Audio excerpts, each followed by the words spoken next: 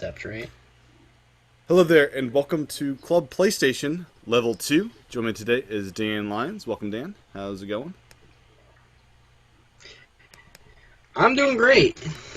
Yeah? I'm excited for this show It has been an for a lot of exciting week. reasons, For mainly many... because of, as you know, can you see it? Oh, the glare.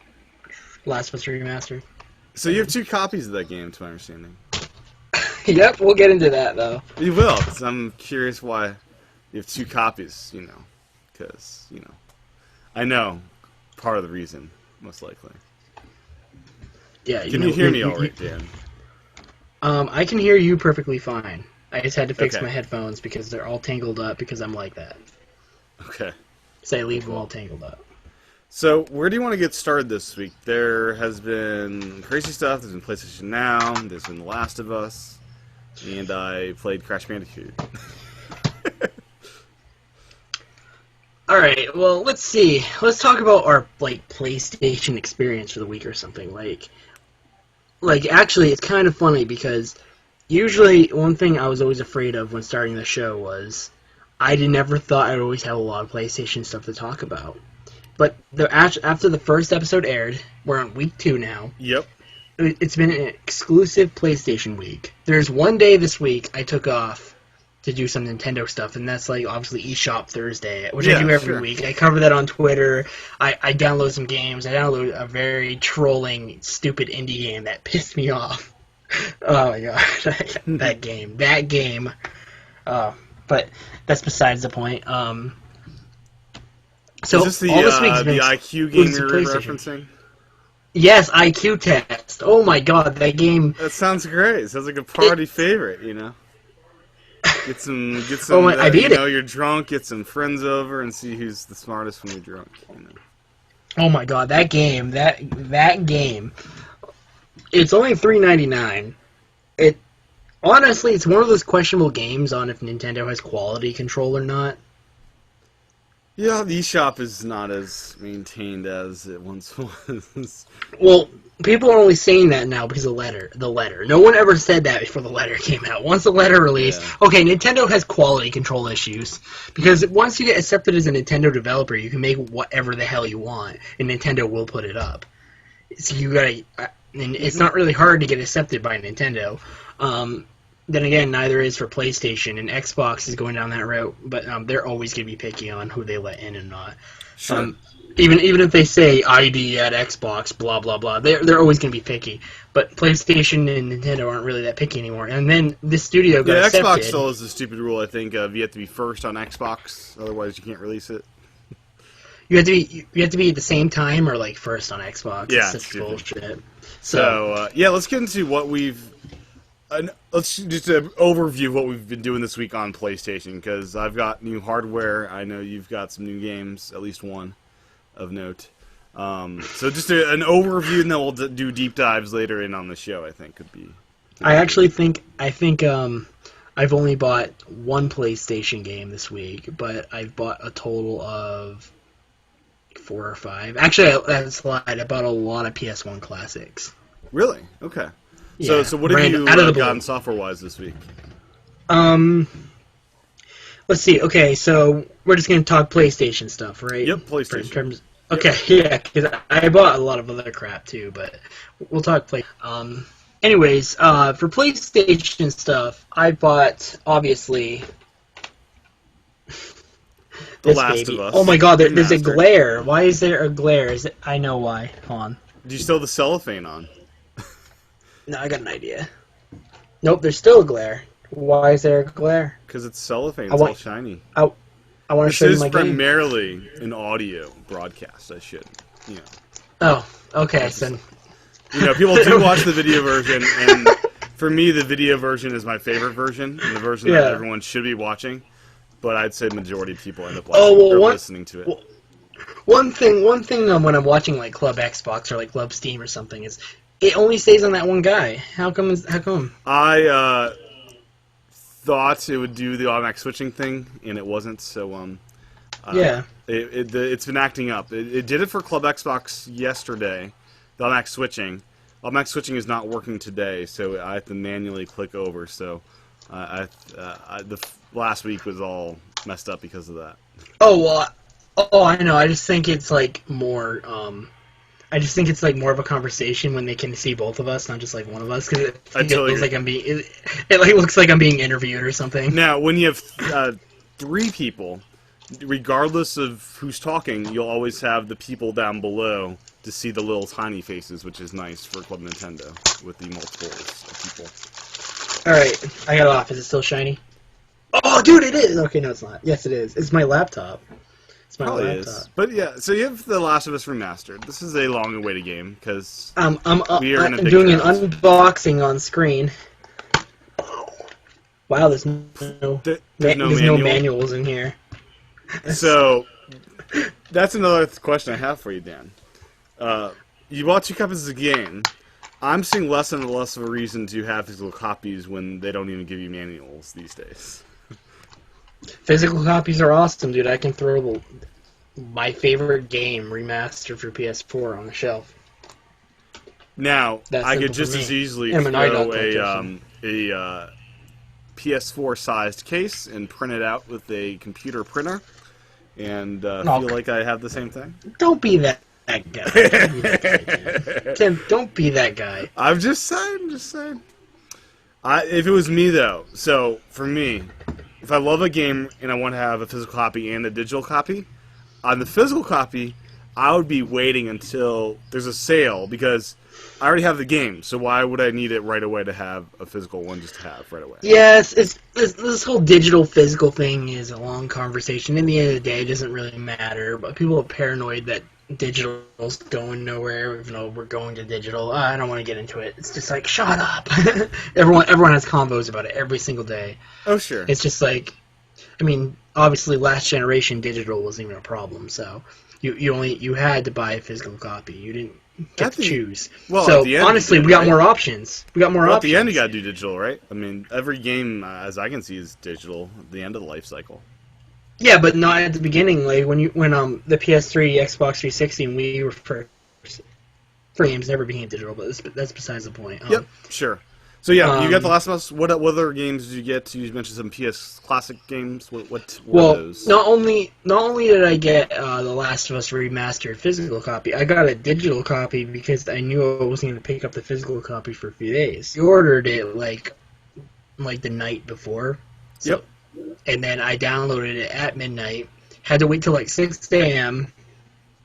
Played it for like 12 hours straight, after I woke up, because I slept for a very long time on release day, and then I just went on to everyone talking about The Last of Us Remastered, like Naughty Dog, and because I'm such a Naughty Dog fan. And then after that, I started playing. I played for like 12 hours straight, and at the time, I was very critical of The Last of Us Remastered.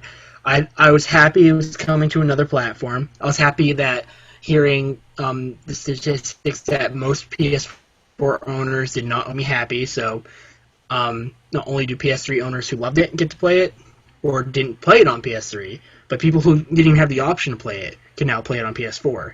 So that made me really happy, but I was very skeptical and annoyed of the hype of 1080p. Because I know you're big into the fact that PS3 games looked pretty good, especially at the end of the generation.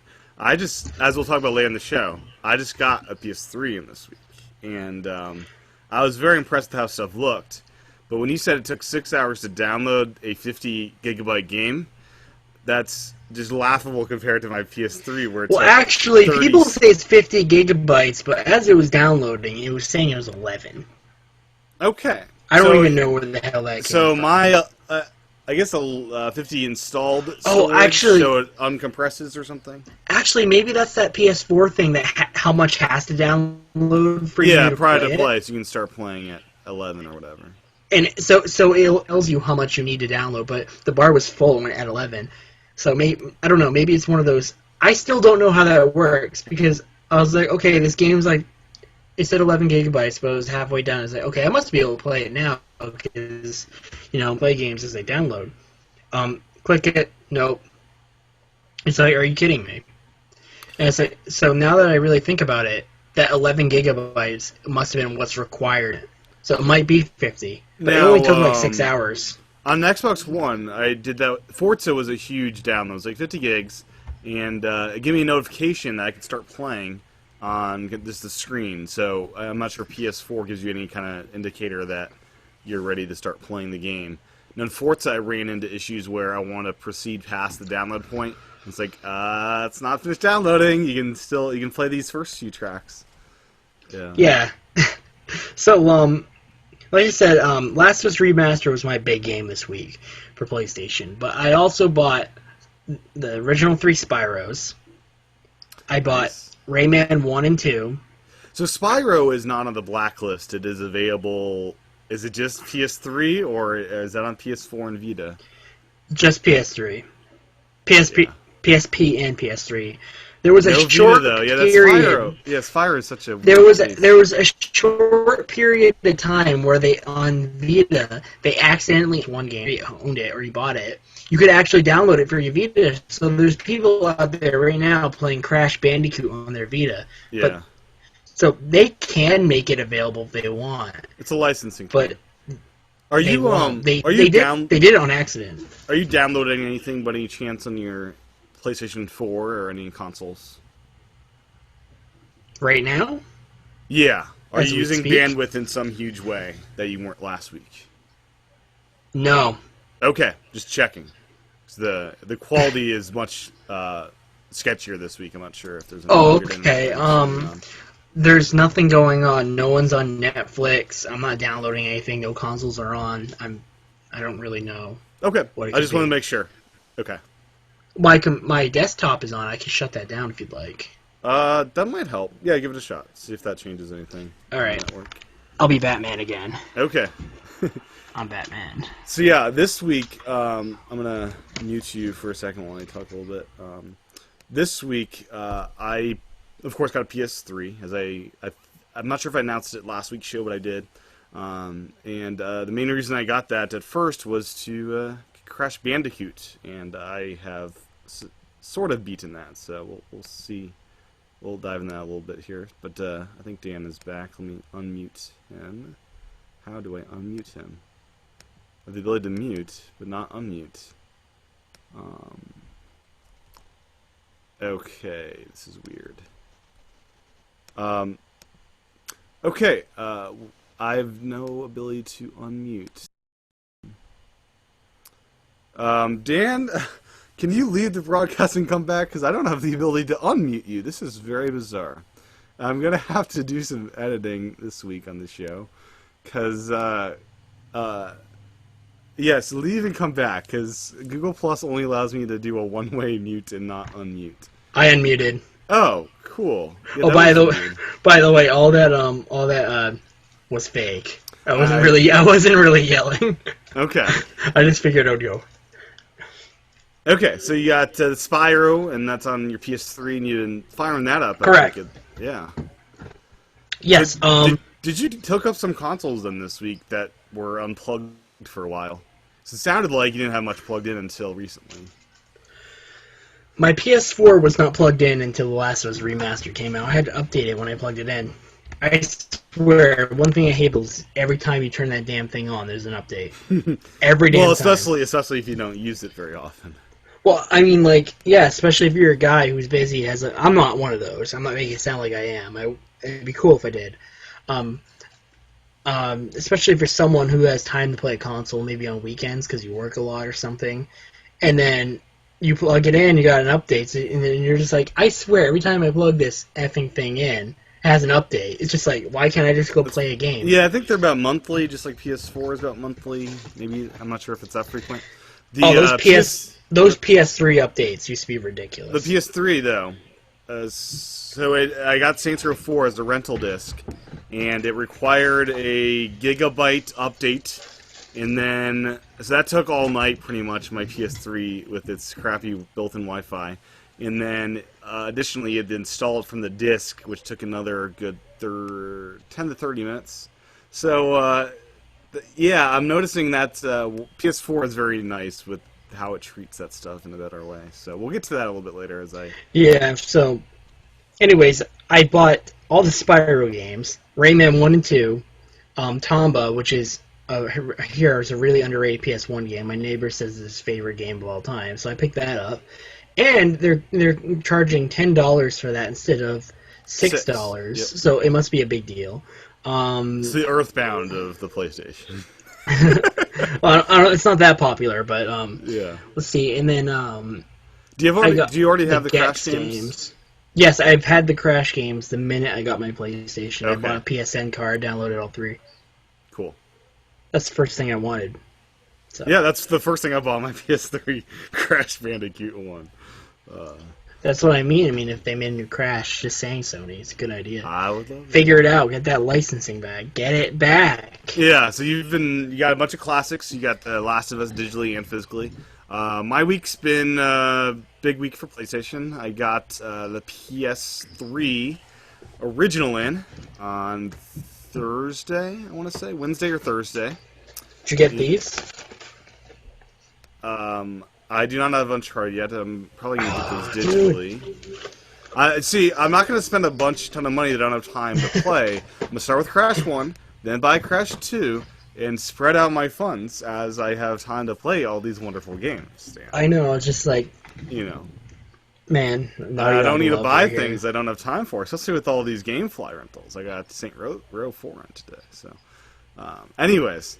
So yeah, I got the console, and we'll talk about the console in later half of the show. And then got what did I buy besides Crash Bandicoot? Dead Space 3 and all the PS3 games. I was able to download those and do that. So I guess that's my week. It's been interesting with the PS3 and quirks and the shipping hassles and damages, and we'll get into that later. So. Do you want to dive into PlayStation Now? It seems like a big hot topic topic this week. Yes, let's do this it. is a thing I think we'll both. I think we'll sing praises for what it does, but we'll probably rant against Sony for their pricing structure for this beta trial period. We are gonna beat right into it.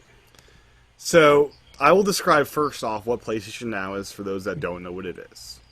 This is a service that's integrated directly into the PS4 store, and it's kind of just a section of the store, and you can browse about 100 different PS3 games available for rental. You have different rental options from 4 hours to 7 days to 30 and 90 days. Prices ranging from $3 all the way up to $50 for one 90-day rental. And it streams it down from their servers. As I understand it, they're basically servers that are built on PS3 hardware. So they have like millions of PS3s in a server farm, and they're just streaming it down. When you load up the game, it'll log you into that PS3's PSN, so it pretends you're logged in, and you can play online with your friends. Trophies are fully integrated, and all that good stuff. So that's basically an overview of the service. It's a rental service for now, and pretty cool service for getting backwards compatibility onto a PS4 in a paid way. Yeah, I mean, it's I tried it out back when I was in the private beta. I have not touched the open beta yet. Yep. Because the prices aren't attractive at all. Was the private beta free?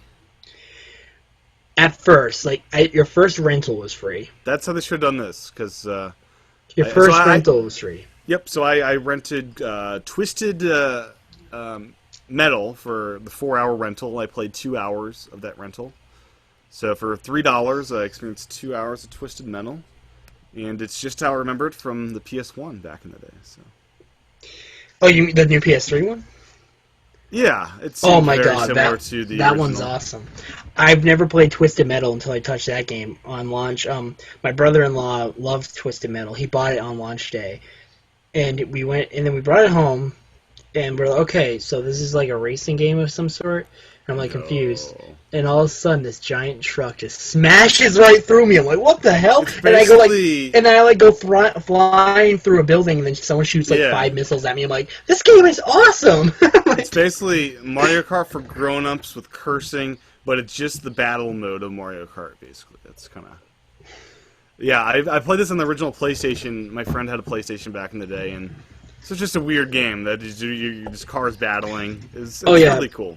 Oh yeah, we had a blast. I haven't touched it for a long time, but he loves Twisted Metal, and I was still new to PlayStation back when this came out. Yeah. I just got one the previous year for Uncharted, and it was so much fun. Like, I just, like, okay, I gotta get this game for myself. I never got around to it, but... Yeah, it's a $15 purchase on Amazon, or I could rent it for 90 days for $15. It's a good comparison there. Now, okay, so Twisted Metal, first off, I was doing it over Wi-Fi on my N network, and it was functional, it worked, it was overall a good experience, but when crap went down, when stuff went wild with the guns and the shootings and all that, it got choppy, it got weird, and messed up, because that game has a lot of stuff going on. Yeah, it sounds like you need an Ethernet cable, Tim. Yeah. For PS Now, and I'm not. I honestly don't think I'm gonna get one for Ethernet for my PS4, because honestly, that's the only time I need it for PS Now, and I don't see myself using PS Now until said subscription service comes out. So, the PS3, however, I have already ordered an Ethernet cable, a nice 50-footer that will be here on Monday, because it takes about 36 hours to download 10 gigabytes for Dead Space 3 over, evidently all PS3s, even the Super Slims, have wireless G Wi-Fi cards installed, and that is pretty slow technology, so gigabit Ethernet. Yeah, definitely. I don't use Ethernet personally, but at my college, it was impossible to use anything that was Wi-Fi. Almost impossible to use anything. Yeah, I brought my own router into college, and it was such a pain, because, like, you gotta do all these hacky things to get past the firewall security to set up your own router. Yeah, exactly. Their internet is so ridiculous that I just always had to use my PS3 Ethernet, and I didn't even bother hooking on my PS4 because, there was no purpose. I mean, there still really isn't a purpose to even care about having your PS4 hooked up to the internet. I had my PS3. Downloading games from the PSN shop's a rather big one. Well, I mean, Destiny and all that there stuff. wasn't really much I wanted while I was at college. There was like two games. Sure. Like, there was SteamWorld Dig, and there was Towerfall Ascension. Those are the only games I had any little interest in downloading on my PS4 when I was at college. Sure. And I just went home and downloaded them later because I still had games. I mean, I didn't even use my PS4 except to play Infamous Second Son. Yeah. And I got bored of that pretty fast. I love that game. We'll get into that later. I finished that this week. You finished that? I finished the story mode. I'm going through the other parts of it now. Now, I want to ask you something. Is it Game of the Year quality? Be honest. No, be 100% on. Not Thank at you. all. Thank you. It's a great, fun, entertaining game. Oh, my God. It's a great, fun, entertaining game. So, and not Game of the Year quality, though. Not okay, so here I am on Twitter talking about Game of the Year crap yesterday. And then one of my friends, which if he's watching this, I don't know if he's going to get mad that I'm talking about him or not, but he thought Infamous Second Son was in that territory. No, I was just like, I don't know what my Game of the Year for 2014 is. He said, what about Watch Dogs or Infamous Second Son? I'm like, Watch Dogs and Infamous Second Son aren't even close to Game of the Year quality. Watch Dogs is so generic of a game. I'm just like, I mean, they're not bad games. They're good games, but they're not even close to Game of the Year quality, like, in your opinion. I'm like sitting here thinking, well, yeah, in my opinion, but compared to yours, you don't even own them and you haven't even played them. Like, I played both and I own both. I'm just like, I have them both. I think Game of the Year has to be, when you look back on that year, you have to. It has to define your year. Define your year. It's a game that you play, not just when it comes out, but every few months you'll continue to play because it is that good. You'll think of that game and just think it's awesome. Like Mario Kart 8 is like. But I don't think Mario Kart 8 would qualify because it's in my eyes, Mario Kart 8 doesn't qualify for Game of the Year. It's such a sequel. It's so much of a sequel. Not really, no. As of right now, it is my Game of the Year, but I don't want it to be my Game of the Year. Shovel Knight is my Game of the Year. Shovel Knight is it for me so far. Before we dive into more PS Now stuff, live feedback, live question, Josh, what is your favorite console of all time? I'm going to add to the end of that. And that's really tough. Where are you viewing this chat? It's a Q&A application on the left. Oh, sidebar okay. there. Left sidebar. But that is a tough one. My favorite nostalgic console is the N64. My favorite console in actuality, game-wise, it's got to be Wii U, because that platform has awesome first-party games that are out now and available, and all the Virtual Console stuff, and the Wii support, and it's great. So, probably Wii U and N64 looking back. But that said, I still enjoy PS4, Xbox One, and PS3, and all those other boxes I have. So that's a hard question, because console could mean so many things. Like, what's your favorite box that I've always turned on and be using it for non-gaming stuff as well? Like, is the question, what's your favorite set of games ever released for a console, or what is your favorite experience? Like, that's a very there's many angles to this question. So how would you answer this one? If it was all of all time, I don't even really know, to be honest. I just love my game consoles in general. It'd either be between the GameCube, the Super Nintendo, the NES, or actually even the Wii U. I'm having such a blast with my Wii U. I'm actually totally convinced by the end of the generation, it's going to be my favorite game console of all time. It's the dark horse. It's the dark horse this generation.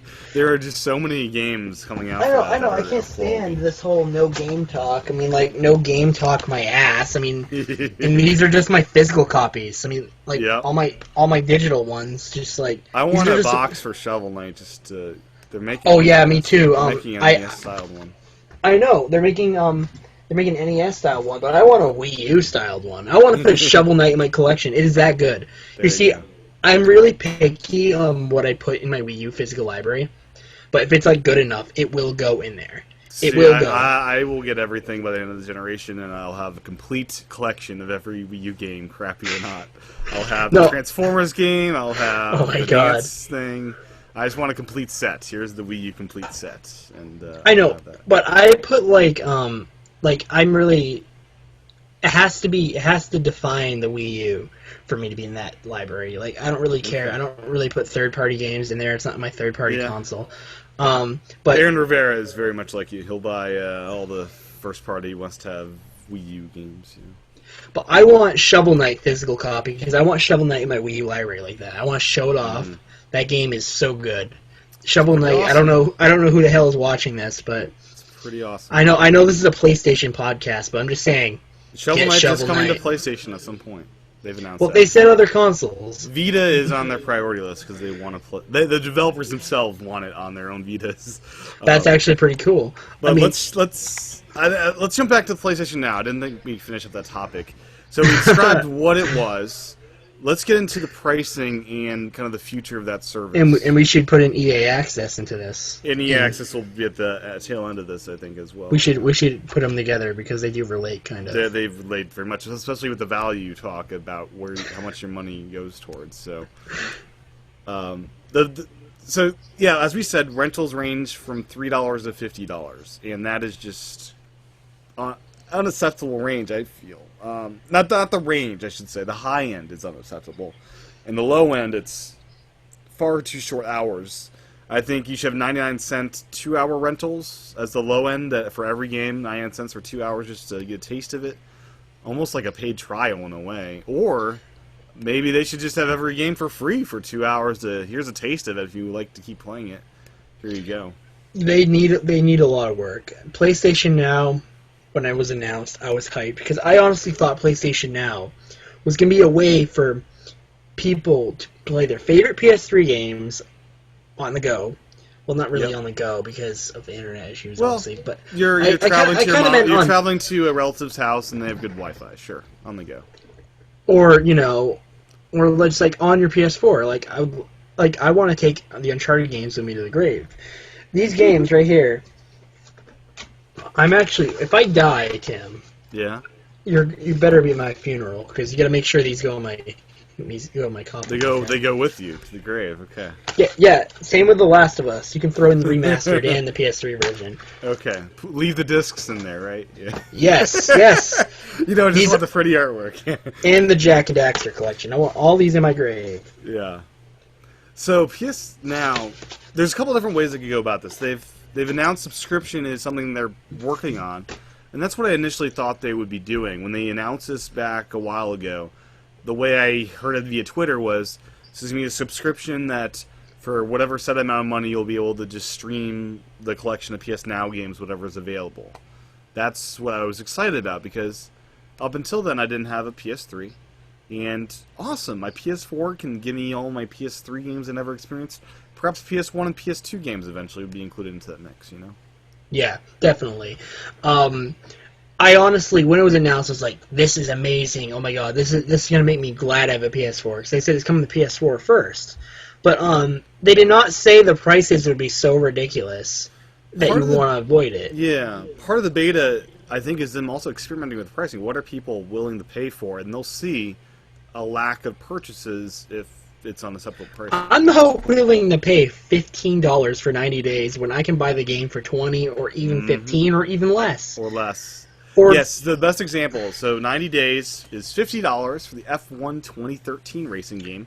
Yeah, not to mention that most people will only own a game if they buy it new for 90 days and then they go sell it at GameStop.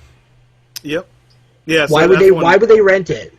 The F1 racing game, I could buy it for $10 less. I mean, if they don't own a PS3, that's the only option they have. That is a stipulation. That this is, if you don't own a PS3, this is perhaps your only option to play these games. But in the long run, it's kind of cheaper just to buy a PS3 to play a bunch of PS3 games and get games. Exactly, and honestly, they said there's a subscription service coming. They say more games are coming. They say they're going to lower prices. They already said that they're lowering the 4-hour trial to like $2. Now, subscription. We're talking about monthly and perhaps a yearly subscription. What would be a monthly subscription that you could swallow every month for this service? As an I have no idea. Option.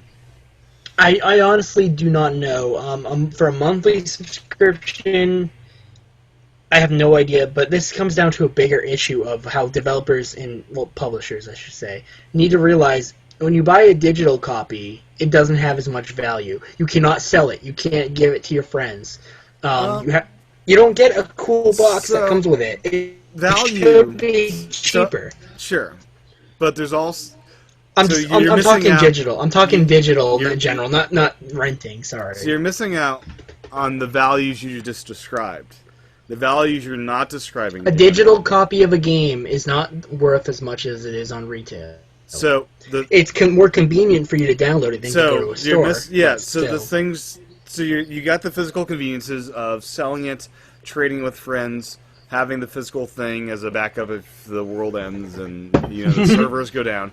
But the alternative is so you have the convenience of, say you're across the world and you want to do remote streaming with Vita, you're able to do that if all the games are digital. The other thing is if someone breaks into your house and steals all your discs and your console, if it's a digital purchase, you can just get a new PS4 and download all those games without worrying about insurance. True.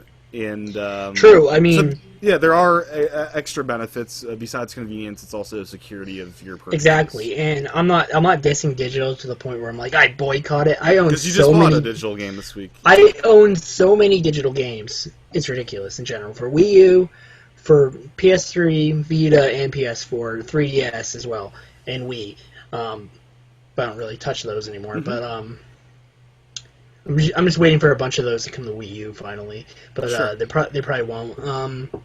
So PS Now, outside of a subscription model, I think it should be at maximum double the price of Netflix. So at maximum $16 a month. $15 is what I would see as something I could deal with. $15 a month, perhaps $12.50 for PS Plus subscribers.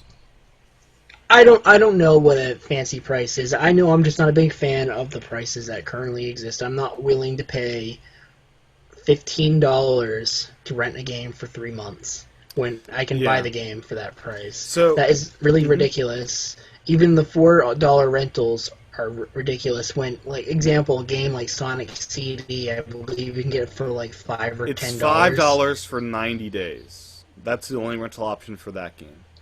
Yeah, and that's like pretty much the full price for owning the game digitally. It's just Is like, it are really? you kidding me? Okay. Sonic CD isn't really an expensive game. No, it's Like, not. And they have the Back to the Future episodes. They're all 90-day rentals for. which is another thing, because I hear those episodes aren't long. That's why they give you 90 days, because they want to make it extra. Yeah, you'll get through those games easily in that 90 days for whatever. Yeah, but how much are the Back to the Future games? No Actually, idea. a lot of people like those. They do. It was the first Telltale games, I think. Did Telltale make those? Yeah, that was before all the not the last. I've never seen the Walking Back Dead. to the Future movies. What? Never seen them. That is your homework for this week. You gotta watch those. All right. I don't care. It's gonna be Club PlayStation and Club Back to the Future. So we're gonna talk Back to the Future games next week. So I'm outside gonna watch of, it and then play them. Yeah. So outside of a straight subscription model, there should also, in my mind, be, if you don't want to subscribe to the service, you have the rental at the lower pricing that they're gonna drop it down to, but you also have the ability to purchase a game outright for unlimited streaming, and just this is part of my collection, the things that I own, and that should be an option. I thought you were saying it was an option. I That agree, it should an be an option. option. So we should have. Yes, you should be able to purchase the game to stream forever. I want that option, and I want it to be at a good price, not a bullshit price. Yeah. So- I mean, do you think the pricing of the 90-day is the purchase price pretty much? Is that too high even? Depends on the game. Mhm. It depends on the game. I honestly think they should allow you to purchase the game. I understand if it has to be a little more than it costs on PS3 Because you're paying for streaming, and the thing is because it's not like you're buying the game. It's still costing them money to let you play that game. Yeah, the interesting thing is, like, at iTunes, right? For instance, you're buying movies on iTunes, for example, and that price to Apple is different for every single user that buys that copy. Because some users will download that copy locally 5 times at different devices. Some people use the Apple TV to stream it hundreds of times over the course of that purchase. So each person is different, and that's what costs them different money. So Sony, this is going to be the same situation where some people, they're going to make more money off of than others. Well, one thing that really annoys me about the whole thing is apparently Sony sent people an email. I didn't look at my email, so I don't know. Saying that the developers are the ones who decide what the prices of these games I did are. not And I say bullshit, because I doubt they all got together and say, okay, for a 4-hour rental, it's gonna be $6. I doubt they all did that. No, sure. And per game. You're telling me that Sony is not deciding these prices. I don't care. They're pretty much lying about it. I don't give a shit. They probably have some margin that Sony is paying to the developers, and I don't know the negotiations, so there might be some of both. It's not 100% accurate, I don't think. Yeah, I think it's misleading. That's what I think. Yeah, regardless, so this is beta. They're going to change stuff about it. I think we're both in agreement rentals should be really cheap. I think perhaps if they do a purchase model, it'd be great if play the first hour for free, and if you want to buy it, you can buy it then. Or you pay for a 4-hour rental, and then at the end of that 4 hours, you deduct that rental price from the purchase price. That would be another thing that they could implement. Yeah, I agree. This whole PlayStation Now thing, I'm kind of avoiding it for now because I was so excited for this. It was going to be a big part of my summer, like the Destiny beta, the PlayStation Now, all this crap I was so excited for. And the PlayStation Now is just a huge letdown because it's just like, I don't want to enjoy it for these ridiculous prices. Yeah, it's beta, and I will say it's beta, and hopefully they'll fix these things. It was something I wanted to try, so I tried it out. You clearly need Ethernet for a really solid experience, especially with fast action games. Slow moving RPGs would be fine. I'd probably imagine. Yeah.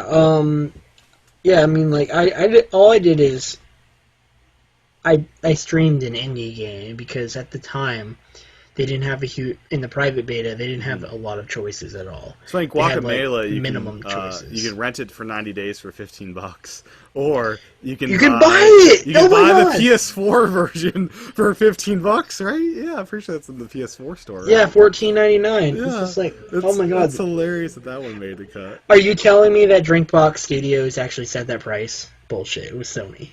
Sony set that price. That's pretty hilarious. I mean, so initially, the first day they had a filter by sort by price, if I'm remembering correctly, and that has been removed. So you have to search out these ridiculous prices now. Yeah, they are ridiculous. But we should move on to the EA Access thing because I know you have a lot to Yes, say about this. I will. I personally don't Mhm. care because I see both sides of the arguments. So EA Access. Let me explain this before we get into how Sony is being bigoted with their response towards it. So EA Access is a new subscription service offered by EA on the Xbox One exclusively for now. It's going to be priced at $5 a month, or the more attractive $30 per year, which is $2 to $3 a month if you break it down. And what this is you get access to the EA Vault, which currently will include Battlefield 4, Madden 25, FIFA, whatever the current version is, and Peggle 2. Well, the new ones are coming out. That's probably why. Yeah, and Peggle 2. So that's the Vault. You also get 10% discounts on all digital EA products, including full games and DLC. You get early access to games to 5 days early to try trial versions of the games with save files that will carry over to your purchases if you decide to make them. And this is being rolled out with the August update coming out this month with Xbox One. So that's kind of an overview of what it is. And it's really funny to think even the most expensive rate at $5 a month gives you a full month of access to 60, 120, $200 worth of full retail games that you own and are in your collection. You can cancel it whenever you want. Cancel whenever you want, and try them all and cancel it. Yeah, so versus the 90-day rental of $50 or whatever. This is where I find it funny because, as you know, Sony says that they don't think it's good value for their customers, so they said no to it. Because with PlayStation Plus, PlayStation Now, and EA Access, they don't want to give them another subscription they have to subscribe to. This is where they don't make sense because you don't have to subscribe to it. You're not a PS4. The only one you technically have to subscribe to, depending on what you like to do on your console, is PlayStation Plus. Mm-hmm. And that's for if you want to play online multiplayer, which most people don't. I barely touch online multiplayer. I have it because that's not why I own PlayStation Plus. Yeah, the free games, the discounts. Since I bought a PS4 on day one, I don't think I went on an online game once. It's because I don't care about online multiplayer. Destiny is going to be fantastic. Actually, technically, the beta for Destiny was online. You probably needed Plus for that. It was very much an online experience. That I just lied. The beta. Besides that, I did not touch. I'm going to play The Last of Us Remastered online because I'm going to get the trophies, but. Are you a trophy hunter? Like I don't. For Naughty Dog games. For Naughty Dog trophies games. In a little bit. But yeah, EA's response or PlayStation's response to this is not a good value is laughable when compared to PS Now's pricing structure, and that's the most hilarious thing. Now I will say, EA games to me seem that the Xbox crowd most appeals to them.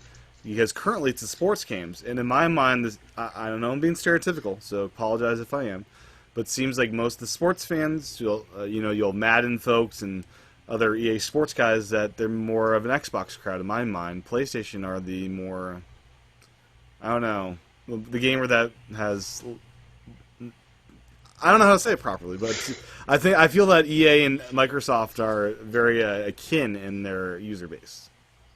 Yeah, I agree, but it's not. We can't deny that Madden, FIFA, all EA's games sell. They sell very well on PlayStation. Oh, sure. They sell well, so it's very stupid for them to do this because they're turning away customers here because people are going to hear about this EA access and buy an Xbox One instead of a over PS4 a PS4 because of this. Because some people, if you're huge in the EA, you might buy an Xbox One just because of this subscription. I mean, me personally, I can't stand EA. No, so I could care less, but there's people who like EA's games. I mean, but just imagine, you know how all those sports games release at like the same time? Imagine how much money an EA makes around that time. Like, oh my god.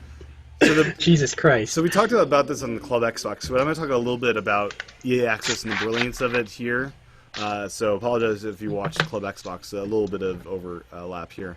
But the brilliance of it has to do with the whole now versus thing. So the brilliance of EA Access is you'll get a nice collection of games that you own for free, quote unquote, that are kind of the last year collection of games. And that can get you, say, I haven't played Madden since on the Sega Genesis, probably. It's been a while. So I'm not even sure they had it back then, but it's been a while. But say I get the new Madden 25 with EA Access, I get hooked on that series, the older game, and then with the trials, I'm able to see 5 days before it comes out, did they make enough improvements from this version I currently have to this new one? And if they did, I can buy it right there, and the digital discount is a nice incentive for me to purchase. Well, with the Madden series, if you're a huge football fan, you will notice all the players are changed. And everything. I care less about players. You know. Well, I mean, if you're a hardcore football guy, the huge thing about Madden is they always change up.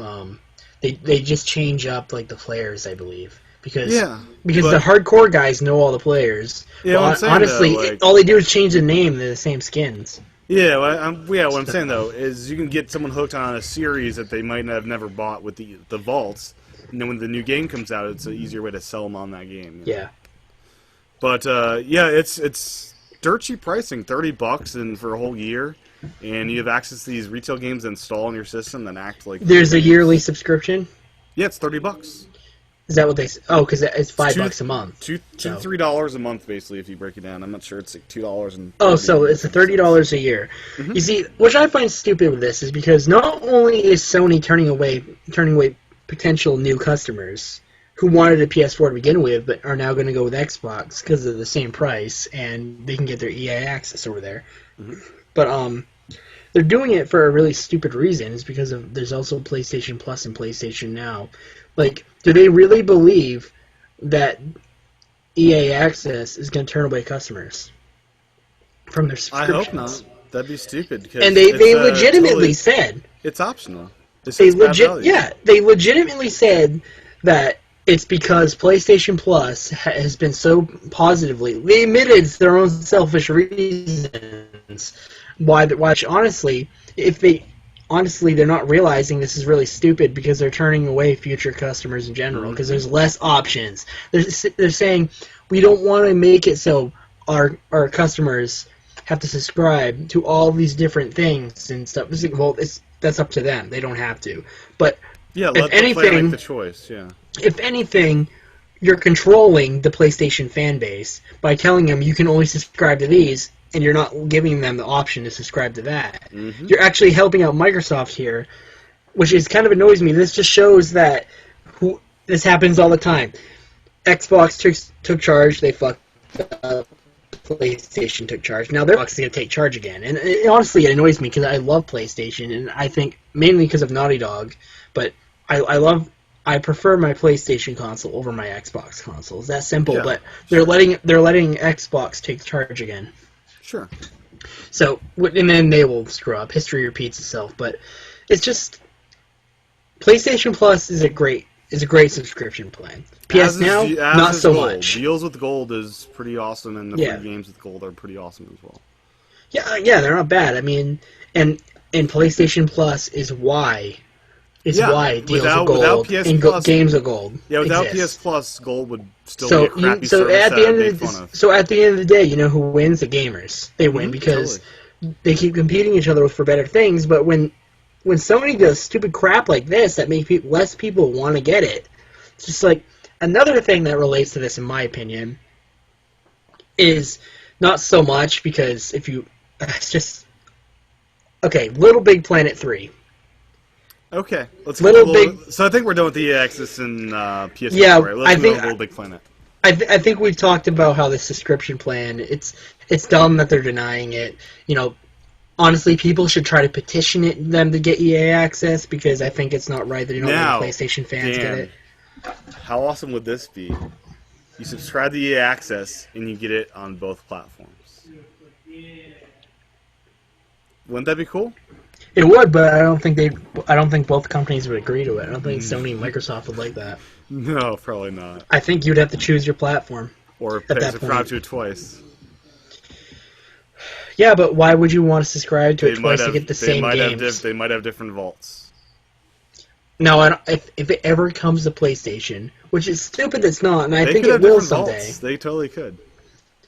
I think it's stupid that it's not on PlayStation.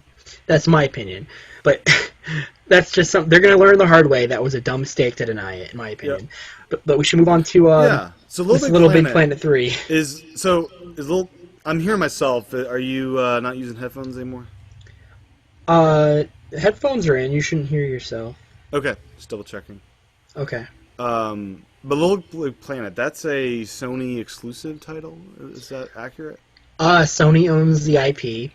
Usually Media Molecule makes it, but they have Sony XDev Europe. I believe they're the ones developing it this time. It's not Media Molecule. Media Molecule is busy with their new IP that we'll probably see at Gamescom, which we'll get into that in a minute because the list is revealed. Gamescom is huge for Sony, like I said It's in the next last week, episode. I think, right? August 14th through 17th. Okay, coming up. And I'm always excited for Gamescom, especially this year because Nintendo is going to be there this year. They will. And Microsoft is showing Quantum Break this year, which that was a title they announced last year, so that's going to be big for them.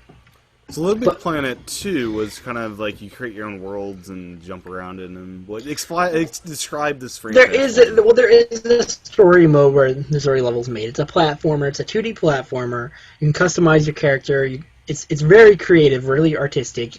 The Little Big Planet community is very dedicated. And I'm annoyed because when this was announced at E3, they made it sound like it was a PS4 exclusive, which was very misleading because I'm sure there were Little Big Planet fans who went out the next day and bought a PS4 just to get ready. I bet you they announced at the show in E3 this is also coming to PS3, and I think they announced they never said that at E3. My memory must be doing tricks because they said you get the save file also. The levels you create can go back and forth or something. That wasn't. Oh no, they're saying that your PS3 levels you made will be on PS4. Every level that's ever been made for Little Big Planet, which there's like millions of them, will be on the PS4 version. Right. They did not say that there was a PS3 version until a few days later on the PlayStation blog. Oh, okay. A Little Big Planet community guide, because Little Big Planet is that big. There is a legit community of team members who actually are hired and work for Sony. It's ridiculous. So, me being who I am, explain why this is a big deal. Because I now have a PS3, I have a PS4, and right away I can tell PS3 is a less fun experience to deal with. The updates are a pain in the butt, the user interface is less attractive. Even graphically, if they're the same exact game, the controller and the entire experience outside of the game is better. It's a big deal to me because I look at it like this, okay? Xbox One has Sunset Overdrive this year. They have the Halo collection. They have a few exclusives. The Wii U has Hyrule Warriors, Bayonetta 2, Captain Toad, Smash, blah, blah, blah. It's a crap next year, obviously. Yep. The PlayStation 4 now only has Drive Club as an exclusive this year. That's the only PlayStation 4 exclusive coming this year, this holiday. I would argue, though, do you want to just throw your PS3 user base under a bus and say, no new games ever again from us, only third-party games, because we're mean like that? Like, if... They did it because Little Big Planet 3 would sell better that way, but I honestly thought it should have been a timed exclusive because the people who really wanted it would at least gotten a PS4, and the people who go, okay, I'm waiting for the PS3 version. So, well, maybe Sony just doesn't want to be that shady, like Microsoft was with their Xbox One Titanfall timed exclusive, which was made fun of a little bit. It was timed exclusive for like 2 weeks. Yeah, and everyone made fun of so it. It wasn't even that bad. Yeah, well, it was because the Xbox 360 version wasn't ready. It was supposed to launch with Xbox One, so it wasn't finished yet. So they had to delay it. Which, honestly, it wouldn't surprise me if that was an excuse and they really didn't need to, but that's besides the point. Sure. But basically, I look at this as an issue in my eyes because the hardcore Little Big Planet community are now don't have a reason to upgrade to PS4 yet. Little Big Planet 3 would have been that reason if they at least made it timed exclusive. It's But still they gonna be a announced better November experience. 18th. It'll still be a better experience on PS4. It's still a good reason to. Oh, this is. And probably I the don't think better they're version. cross-play or anything. I don't think they're like I don't think you can. I don't know if you can play PS4 or PS3 like with Little Big Planet. Yeah, I mean, still, if you're still a huge Little Big Planet guy, the PS4 version is gonna be much better, and it's a good excuse to upgrade. You know. Well, yeah, I mean, they already announced pre-order bonuses for Little Big Little Planet. plushie, so cute. Well, that's a Target one, I believe, right? No, select Yeah, retailers. Target select is doing retailers. one. No, Target has an exclusive Little Big Planet guy with a Target hat. Yeah. But I like that. every other retailer, one, I didn't buy any of the collector's editions or anything that would get me one for Little Big Planet 2 or 1. So, I never got into it, basically. Mm-hmm. But it just bothers me personally because the Little Big Planet community, they don't have a reason to upgrade now to a PS4 because they can just get it on the same day for PlayStation 3. And the Little Big Planet community is big. There's a lot of people who play exclusively PlayStation just for Little Big Planet alone. Sure. So it's kind of like a Minecraft kind of community. And I can't picture Little Big Planet 4 coming out soon, so will the PlayStation 4 ever get its very own standalone title of Little Big Planet? Probably not for another 2 to 3 years now. Yeah. Yeah, I guess I just so they turned away. It's not a big deal, honestly, because the game's PS3 version is probably still going to be good. The PS4 version is probably going to be the exact. Sorry. The exact same, but I just feel they're turning away potential sales of PS4 because I know a lot of people who were going to buy it, and then when they found out it was coming to PS3, they decided, I'm not getting a PS4 now. Yeah, I just maybe Sony's not concerned about console sales. They think they're fine. I know, but I mean, isn't it always better to get more people to buy your console? Yeah, it is. I mean, but maybe you get more customer. They just had this, the PS Now stuff. We're kind of upset with pricing. Maybe at least they're doing something for goodwill to their current customers. I know it's just, it's just oh my god, it's just they're building up this whole thing of why should I buy a PS4 when there's no exclusives coming to it besides a game that was supposed to be out on launch, and when it's a racing game. Sure. When Xbox One is getting a racing game. So it was in 360 and PS3. I mean, the reason to get a PS4 is perhaps right now, obviously not exactly just the games, but the experience around it. I mean, it's a more delightful experience to use it versus the PS3. Debatable. I mean, I don't really feel any of the differences in the online network or anything. Or the digital ecosystem, I will say, is a lot more pleasant. I love the whole preload thing Sony's doing now. Just seeing that preload on this date, I'm like, oh my god. That makes me excited. Seeing Uncharted 4 available for pre-order already, and just saying that you'll be able to preload it a few days early from whenever the hell it releases. Did you pre-order Uncharted 4 yet? I have not. Good.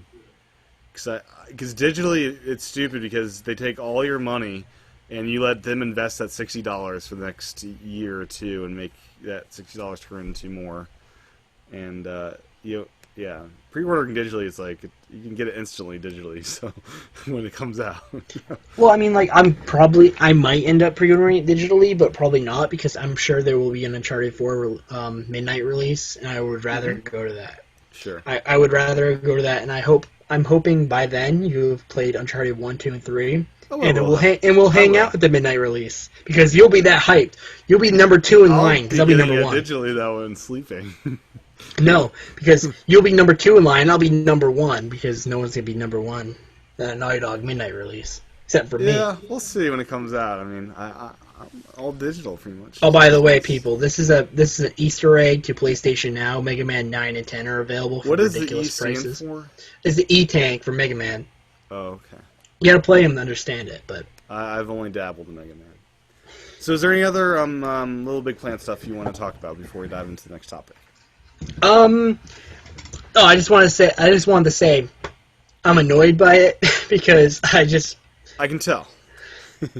because honestly, as a customer myself for PlayStation 4, I want to be excited to own a PlayStation 4, and the only thing that has made me excited to own a PlayStation is a re-release. And I love this thing. The PlayStation 4 version looks way better than PS3, and my mind is blown. Destiny on PS4, I think, is going to be the best version of that game. It's going to be better than the Xbox One version. I played both of the betas. It's going to be the best version of that. It probably, but I've seen people play the PS3 version. It doesn't seem that different from the PS4 version. Just overall experience, like the controller and just the interactions. And the control.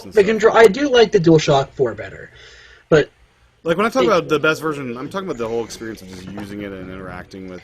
Yeah, definitely. Yeah. So, what's the next topic you'd like to talk about? Just because I've been dissing on Sony all through this podcast. Let's talk about the free games we're getting next month, Dan. Let's talk about all the. Oh, nice. We're getting.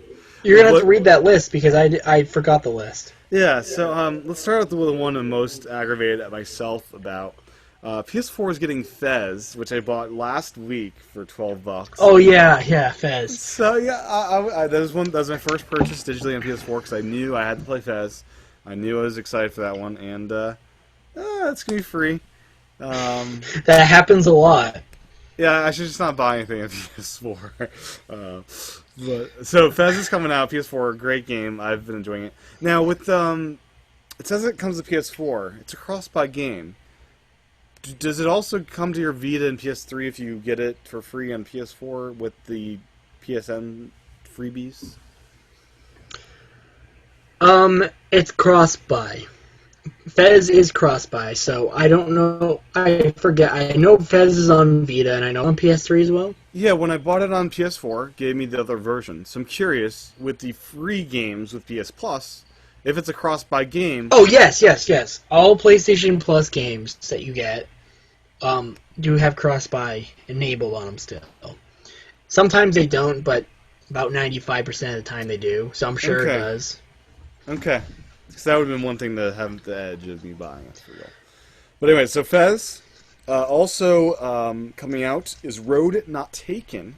So there's going to be a day one release, kind of like how Guacamelee was for Xbox One, where same day it's released, it's going to be free for all PS4.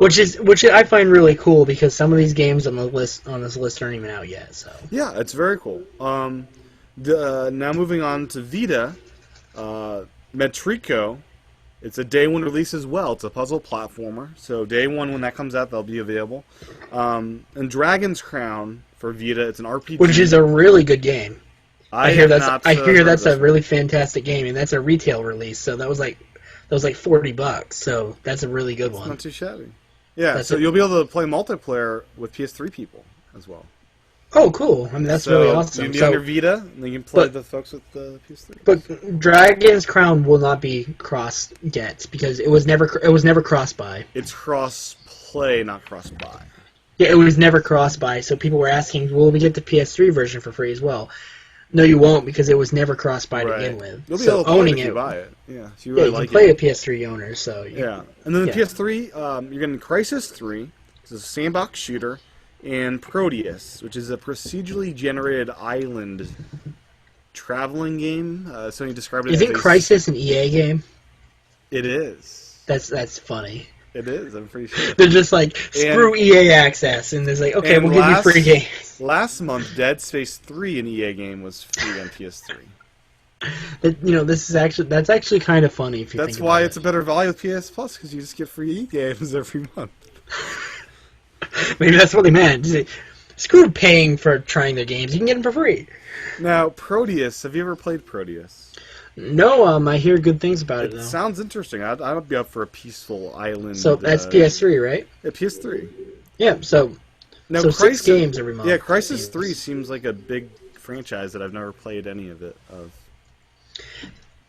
I just hate the new setup for PlayStation Plus because they used to give us like 2 games every week or something. Now they just give us all the games on the first day of the month or something. I like that because the reason I like that is that I don't have to remember to go back every week to make sure I got everything that month, and I don't accidentally miss something. Versus True. That is a better. Because you have to buy these free games, otherwise you miss out. So I like them on all one batch. These are coming out August 5th, so next week. I just don't think they have as much value when you have to keep going back to when you have. Well, I mean, when you get them all at once, because you're not gonna pay attention to specific games and actually download them and try them because you got so many you just got for free. Like they won't mean as much to you. So. Well, you'll start with the one, like some people want to start with Fez and then, play the next one. I mean, there's I have a few friends who don't even buy PlayStation games. They buy their console, they subscribe to Plus, and they just let Sony decide what they play. That's what I joked about when I was considering getting PlayStation consoles, is that I'm just going to buy a Vita and PS4 just for PS Plus and just play whatever they give me. And that is a reality for a lot of people. I know a lot of people who just let Sony decide what they play. Okay, this month you're getting this for free. And Microsoft decides what I play on Xbox One for real, because on that console I buy, if it's a good retail game digitally that's on sale, so I'll buy those for the full retail with deals with gold every week if it's a good one, and then I get the free ones. Yeah. I don't even redeem my games with my games with gold. That's so sad. Those good ones. I don't do it. I mean, I just don't want to hook up my Xbox just to redeem a game I'm probably never going to touch. The Xbox I missed Halo, Spartan Assault. I missed that. I missed Guacamelee, but I have that on Wii U. Dude, I have it on Wii U. Oh my gosh. I use my Xbox One the most, as you know, because it's my one input. My master input, I should say. That's what you use the most. But I'm playing Wii U games the most, so. Okay. Which is actually funny. I still have some of these that I just really need to get back into and just finish already. So, outside of that, I just wanted to mention, kind of briefly on the show, Dan, I hate credit cards. I'm appalled by that whole system America has set up for credit cards and the whole credit system. I've gotten the credit card trouble before because I got them when I made. Yeah, you were telling me the other day through PSN. You're like, I was like, I need a job before you can consider getting one. You really do. Yeah, you're like, you need a steady income before you get one. Because when I lived in LA and had $1,000 a month income to survive in LA, I had a credit card, and I was very stupid because I had wants and desires that my $1,000 could not afford, and I justified, hey, 2 weeks, I'll have money to pay that off. It never happened. So now I'm going in, my first credit card in years, and I'm going to be very responsible. Do you have bad credit, or do you have I've got great credit because I've got smart parents that have credit cards that are attached to me that I have no access to and don't know the numbers of, that have been open for decades.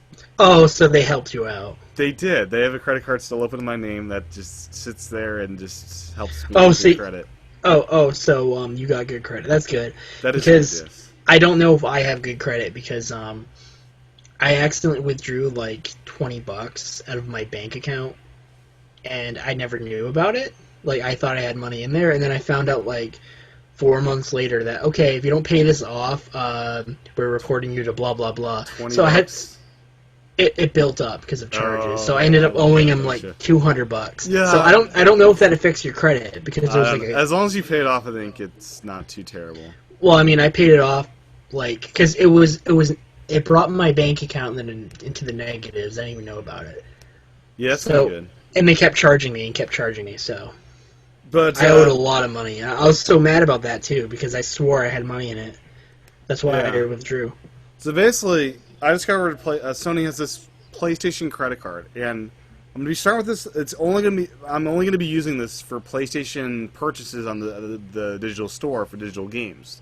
Because you get points, right? You get 10% back in points, kind of like Nintendo's Deluxe Digital promotion.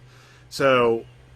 I'm going to be just using it with that because it's 10% back, and I'm going to be just buying a regular amount of games. I'm not going to buy and go crazy on the PSN shop for PlayStation games. So I think I'll be pretty safe this time, and this will encourage me to go more all digital with PlayStation because, as I've said before, Deals with Gold has me having Xbox as the console I do purchases on. But the 10% gets me closer to the 20% I get off retail at the Best Buy. And 10%'s enough to have me go digital for a lot more games than I would have otherwise. So it's enough of an incentive for me. Okay, so what are all the benefits of owning a card? I mean, the card basically you get 10% back on all. If you use that credit card and PSN in the store, any of their stores, Vita, PS3, PS4, you rack up points, 10% back. And then if you use it outside of that, you get like 1% or 3%, depending on what it is. Okay. But, yeah, and then you can redeem those points at the Sony's reward area for either digital download codes of games, or what I'll probably end up doing is just get PSN cards. You can get codes for $50, $10, and, everywhere in between the PSN. Just okay, so you're going to be getting a lot of games for free anyways. Yeah. And also, when you sign up and you spend your first purchase, you get a $50 amount of points. So I'll be getting Last of Us Remastered for free next week. So that's really good, because that's probably the best game on PS4 right now. Yeah, I was thinking Watch Dogs, but no, let's get Last of Us. That's the one to get. No, I don't really care what people say. The Last of Us Remastered is the best game on PS4 right now. Yeah, I'd say so. I haven't played it, but I'd probably agree with that. So yeah, I just want to mention PlayStation credit cards out there. If you ever get it, be really safe and smart, and I would just encourage you to use it for your PlayStation digital purchases. Cause I'm not getting it until I have a job. Yes, simple. Do not get credit cards until you have steady income, because you get in trouble. I'm not going down that road. Never. No, it's the biggest headache in the world. You want to drop off the face of the society and just leave the world if you get into trouble like that. It's like yeah. So that's my plan, is to just stay away from it until I have a job. So I'll use it.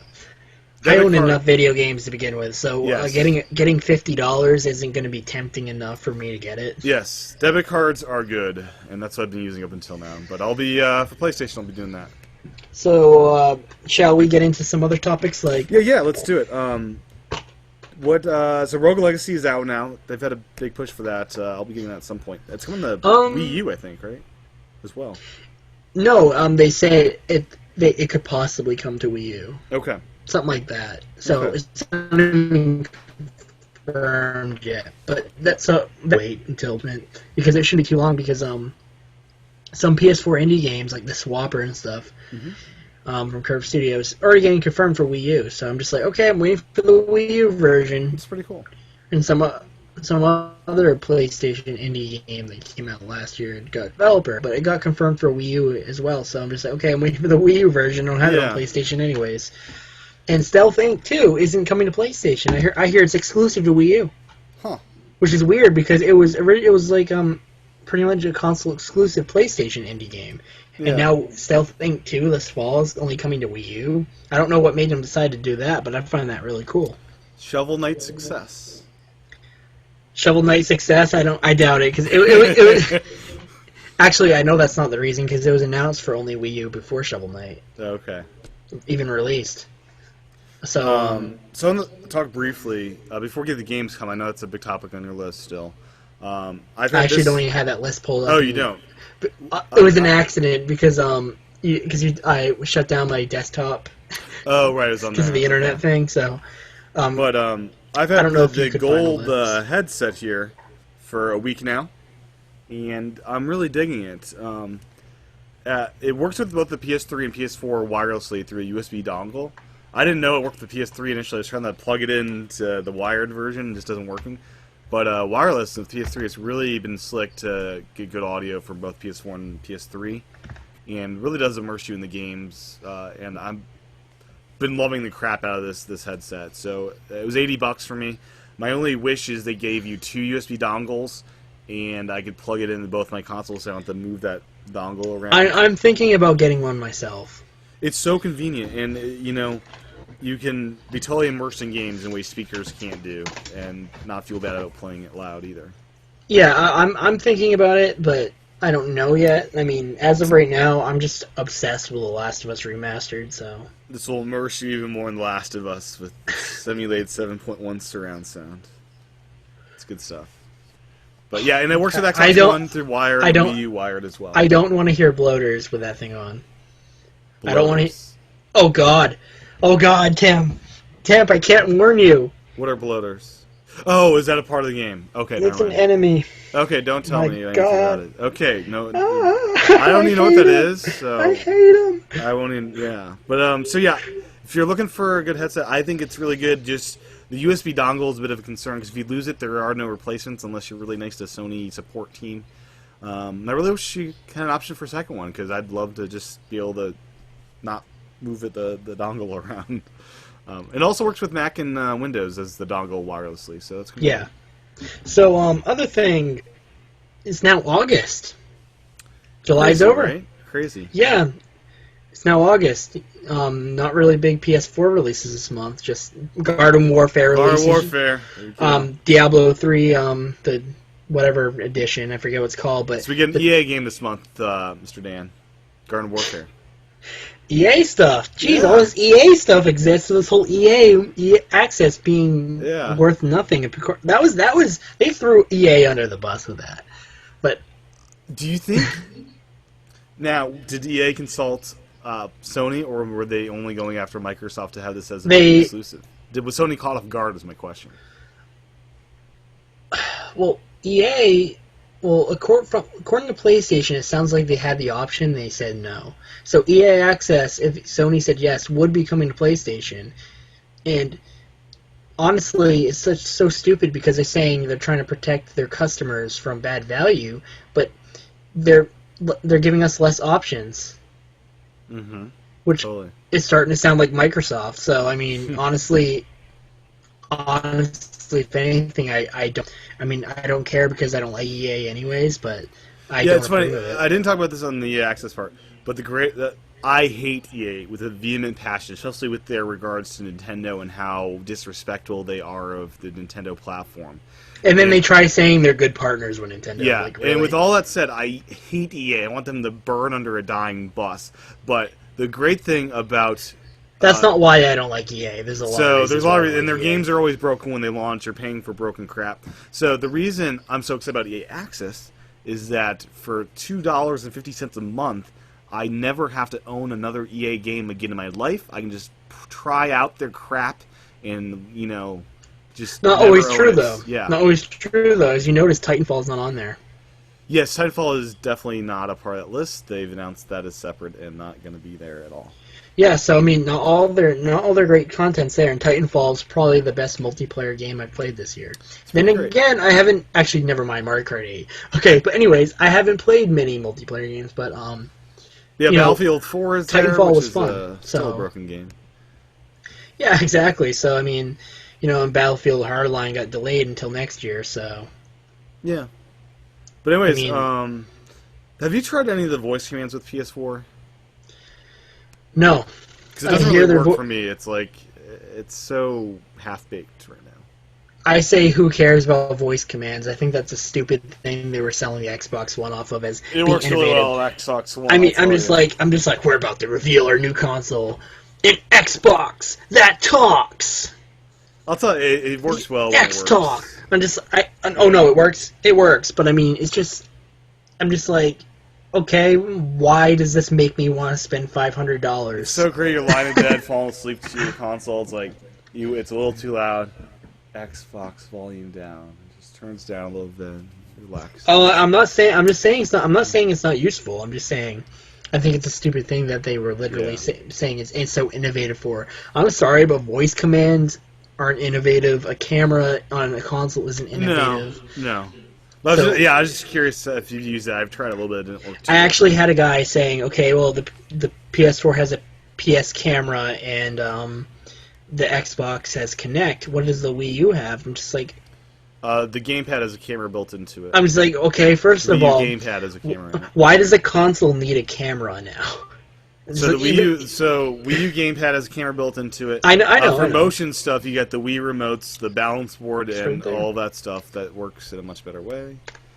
So I think the Wii U solution is much better because these cameras are 6-foot long cords that I can't use by my projector up front in the room where I need them. So Wii Fit U is my fitness program.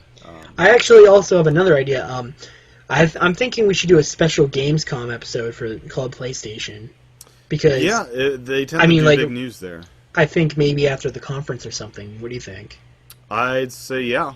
It'd be an evening show for sure. And Because I think they would reveal enough stuff where it could be a full episode. Yeah, we've already been disclosed the list, and the one that caught my eye was Journey. Journey is this very revered and beloved game for PS3. And evidently it's getting a PS4 remaster coming sometime, I presume, next year, right? I have no idea. I enjoyed it. It wasn't... I know a lot of people like Journey, but it wasn't that big of a deal for me. I enjoyed... send you hate mail for that comment. No, I enjoyed it. Yeah. I enjoyed it, but people are overreacting, like, for how big of a deal of a game it is. I mean, like, it really... in my eyes, it doesn't really deserve the hype it gets for how good of a game it is. It is an amazing game, though. Don't get me wrong, but I think people overreact way too much. Like, it was like a nominee for like Game of the Year one year with all these other games. Absolutely. I'm just like, it's up there. I'm just like, it's a good game, but Journey's not that good, guys. I mean, that's just my opinion. Then again, that's an unpopular opinion because it is. Everyone loves it. Everyone else did. It's just like the Last of Us Remastered. It's like, why does this game get a remaster? That game sucked. It's like, okay, say that to all the people who gave it Game of the Year, all the people who loved the hell out of the game, and say that to the 8 million sales. That's why we're in a world with differing opinions. Could we talk about this now? Just very briefly, 4.6 million people play Destiny beta, and the Moon mission was rather awesome. I played that, and I loved it. That's it for Destiny until the game comes out. Last of Us Remastered. Let's get into it. All right. As everyone knows, especially if you follow my Twitter, I love this game. Well, no spoilers in this. I guess I should say I love this game. This is the remaster. But I was very skeptical of this remaster because I'm just sitting here thinking, okay, now this is what annoys me is everyone's hyping up 60 frames per second 1080p. It probably doesn't even look that different or play that different. Sure. All these reviews came out saying it plays so different and it looks so much better. And then I'm just like, okay, maybe it does look better. And it's like, you know, I heard the DualShock 4 made the game actually easier to play a little bit. Is that accurate as far as shooting accuracy and stuff like that? Yes, you can switch the controls on the DualShock 4 to L2 and R2. But I think I play traditionally. I switched them back to traditional R1 and L1 as aim and shoot because I like using L2 to run and I like using R2 for listen mode if you're playing on hard or below. If you're playing a Survivor or Grounded, you won't have listen mode, which I'm used to playing the game without listen mode because I beat on Survivor twice and I played half of a Grounded playthrough. Yeah. So something, Dan, I've been noticing is I've got Dead Space 3 on my PS3 after a day and a half of downloading and installing it. And I noticed how beautiful that game looks and how beautiful... I didn't realize how good PS3 games can look. And exactly, so your that's what I'm concern saying. was Last of Us was already beautiful. And was this going to be a big upgrade for you as far as the experience playing this masterpiece? Honestly, I was very skeptical of it. I said, okay, it's going to be good. It might look a little better because obviously they're not going to advertise it looks better, and it doesn't. But honestly, it looks so much better. The cinematics look better. The gameplay's so much better. Everything runs so much. And you have an optional lock at 30 frames per second as well, for some reason, if you want to switch back. Did you try to do it both ways and see what happens? Yeah, they look completely different. Did you prefer 60 over 30? Obviously 60. Okay, it's less cinematic, right? You might like the cinematic 24-30, you know. Oh, man, it just, like... Oh, my God, it blew my mind how good it looked and how good it played. This is definitely... The Last of Us Remastered is definitely the better version. So, if you haven't played this on PS3... Yeah, and you I've have never a PS4. Played The Last of Us. Yeah, exactly. Every PS4 owner who hasn't played the PS3 version definitely needs to get this game because... Yeah. To you, this is actually like a new PS4 game. To me, it's absolutely. Not a new. This is a big deal. It's huge for me, yeah. So besides the upgraded visuals, there's a new camera mode. There's DLC photo mode, included. Correct? Yeah. What else is there? All right. Well, so 1080p, 60 frames per second, which is better than 30 frames per second, 720p, obviously. Photo mode, which is really fun. If you follow my Twitter, I've been posting them all week. but I haven't really done any creative ones. I've just taken pictures and stuff. Because in Pikmin 3, the game keeps on going when you're doing photos, which bothers me. I wish you could kind of pause while you're doing this. Does it pause the game when you're doing photo mode? It completely freezes the game. Okay, cool. You push in L3 if you have it on in the settings. You can turn it on and off. It's kind of like the Matrix, where he snaps his finger and the whole world pauses around him and gets to move around. Well, he doesn't. Well, Joel doesn't get to move around. You just move around the camera and get funny photos, gotcha. Which is what I do. You can put frames on it, change the lighting, and it's just so much fun. But it just adds more to the game. But what else comes with it is all the DLC. All the multiplayer DLC, the new single player difficulty, which is harder than Survivor, and it comes with the Left Behind DLC, which I heard it's really good. It's like a 4-hour. Left Behind is really good. I mean, you won't play anything like Left Behind ever. Yeah. You won't. It's just such a great experience. So I was glad all this stuff was bundled because everyone can get everything, and there's no season pass or anything. Now I heard there's additional DLC that's not even included. They're doing more new maps and stuff. Is that accurate? I heard the same. I'm not 100% sure. I just heard about it. I said cool. I mean, honestly, more content, the better in my eyes. Sure. I mean, they already gave you tons of DLC for free, so. And they gave you Left Behind, which is obviously, in my opinion, the only really important DLC. Unless you want a harder challenge. If you have a PS4, it's cheaper to get this game than to buy all the DLC that's included.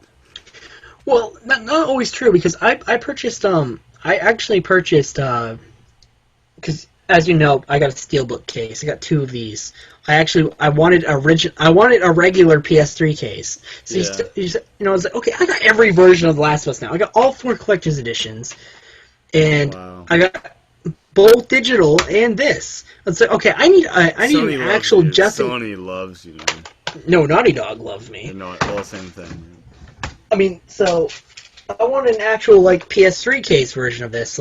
So I got it, and it was $28. So if you got that, and you can still buy the season pass, which isn't supposed to be available. GameStop still sells the season pass, so you can get it all for $48. So around the same price. Yeah. So why not get the better looking version with photo mode and optional controls, changes, blah blah blah. Yeah, totally. There's tons of little cool things in there too, like some of the collectibles you'll collect in the game will have a sound recorder that you can listen to. And what makes the PS4 version cool is because let me get my DualShock 4 controller. Where did I put that? Okay, whatever. Oh, it's right here.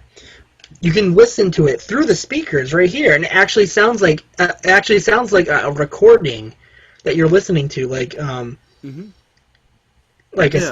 tape recorder. It actually sounds like when you're playing. It actually sounds like you're listening it through a recorder. So I thought that was a really neat idea. The speakers are really cool, and they're good quality overall. The speakers. Yeah, so they just did tons of little things to the Last of Us Remastered. Is the light bar used in any substantial way for that game? Well, I played on Hard Plus. I don't know how the light bar works exactly. All I know is anytime I was moving around fine and stuff, it was green. Okay. And if I died, it would turn red. Okay. But I don't know if it changes colors if you're on a higher difficulty or something. Okay. I don't know, but all I know is from what I've experienced, anytime I died, it'd be red, and anytime I was alive, it was green. Last of Us, when you die, is it infinite lives? You can kind of start over from the last checkpoint kind of scenario? Yeah, you start over from the last checkpoint. You get random checkpoints. I mean, they're very reasonable. You don't got lives. It's honestly, Naughty Dog ditched the whole lives thing with Crash. Jak and Daxter, you have unlimited lives. Really? Cool. Uncharted, you have unlimited lives. That's good to hear, because the lives in Crash are driving me crazy. Yeah, the lives thing is just an old idea, and for a serious game like Uncharted and The Last of Us, well, Uncharted isn't as serious as The Last of Us. Uncharted is more of their view on a 90s or 80s movie idea, like Indiana Jones or whatever. It's an adventure game, but it's movie-like. But The Last of Us takes it to a whole new level of seriousness. Is it possible that The Last of Us and Uncharted are in the same world? Actually, there's tons of references of Uncharted in The Last of Us. Is that some weird Pixar theory for Naughty Dogs? Is that a thing? Well, actually, there's these weird-ass theories that Joel is related to Nathan Drake or something. Yeah. And all this different fan stuff. Buy any of that? Yeah. Well, actually, in the Uncharted 4 reveal trailer, Drake has this birthmark or whatever right here, or something on his nose or something. I forget what it was. And you can notice that same mark in the same exact spot, same exact size and everything on Joel in The Last of Us Remastered. So people put that together and said, "What the hell is up with this?" So does this confirm Uncharted 4 is a prequel to The Last of Us? Because and it's like Joel like related to Drake or something. Like people were like so confused about it. That'd be kind of crazy if the world ended and there was a big explosion and then The Last of Us starts or something. There's also this chain. There's also this bar that's like a chain, I guess. Because this is my only explanation. Because in Uncharted 3, there's a bar fight scene. Yeah, I spoiled that for you. Oh well. Okay. It won't ruin the experience for you. No, probably it's at the very beginning of the game anyway. It's like the first thing you do. So and there's a bar in The Last of Us that looks exactly like it. That's so cool. Yeah. So but the environment of where it is doesn't make sense for where it is in Uncharted 3. So I'm the only explanation I can come up with it's like a chain. So I'm thinking maybe it takes place in the same universe. Yeah, that'd be cool. Because it is kind of curious. PS1 had the Crash trilogy. PS2 had the Jak and Daxter trilogy. PS3 had Uncharted trilogy plus Last of Us. PS4 isn't getting a brand new trilogy like the other consoles did. It's kind of a new. No, they're doing Uncharted 4 and they re-released The Last of Us Remastered, and I'm pretty sure they're going to release the Uncharted games on PS4, and it probably won't be until like early next year. But I hope they do because I want to play those remastered 60 frames per second. Do you think we'll get a new IP after this, or is there going to be a Last of Us trilogy? Is that going to be the legacy of Naughty Dog on the PS4? I think they're going to do The Last of Us 2 after Uncharted 4, honestly. I would rather have them do a new IP because I think The Last of Us is perfect the way it is. It's such a perfect game, it doesn't need a sequel. But to get a sequel, I wouldn't mind because I love The Last of Us, but at the same exact time, I don't really care what Naughty Dog does next. They're such a talented studio. I could go with whatever even if they brought back Jack, which would be really hard to convince people to get into that. They're doing a movie, or is that Ratchet and Clank? They're doing Sony's doing a Ratchet and Clank and Sly Cooper movie, but no Jak and Daxter. But Uncharted and The Last of Us are getting a movie. Yeah. So I mean, Naughty Dog franchises are getting movies. They are, like Sucker Punch and Insomniac, but it's not Jak and Daxter, so that's the only... No Crash Bandicoot movie. No Crash Bandicoot movie. Sorry, so is there anything else in Last of Us Remastered you want to talk about before we dive into Crash Bandicoot for a little bit? Well, I just want to say mainly, like, even if you played the PS3 version, I think you're going to enjoy the PS4 version. I mean, there's some cool, not really huge game-changing things, like the sound recorder thing with them. When I saw that, I was like, oh my god, this is so awesome!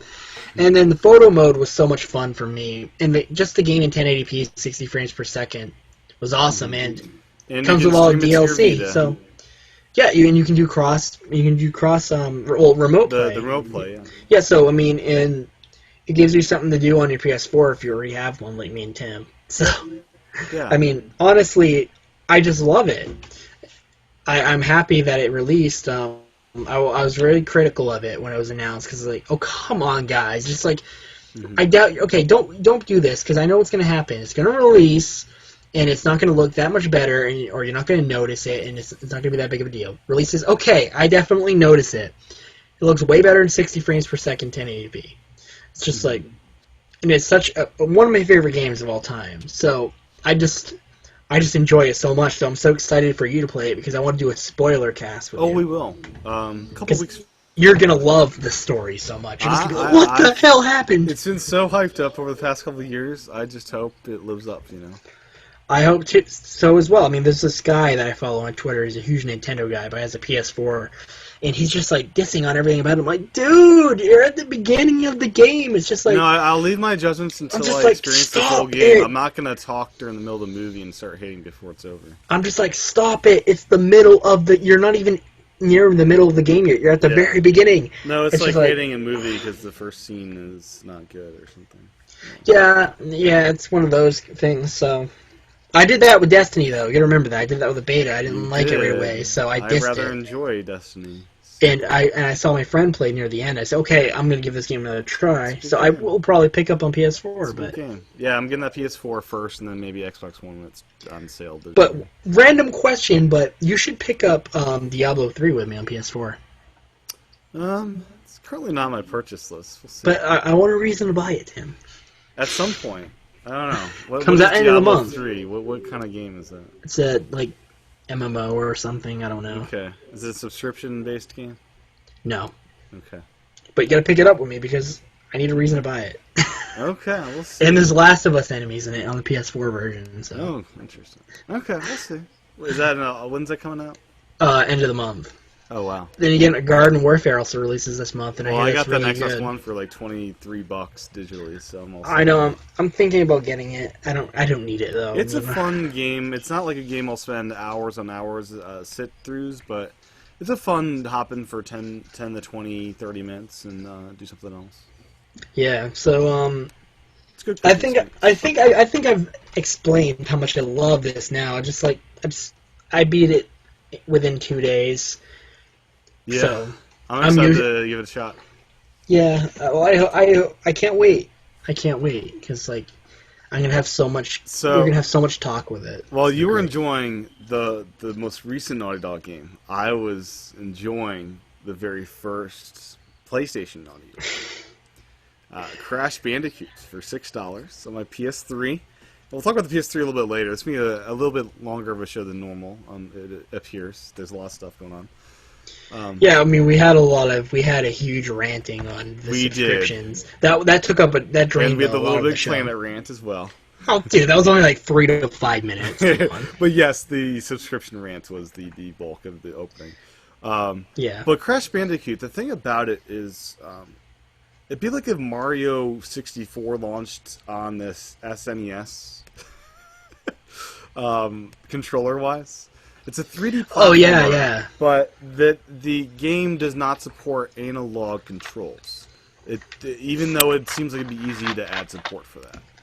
You know, for me, that never really bothered me. What bothered me is how hard the game is.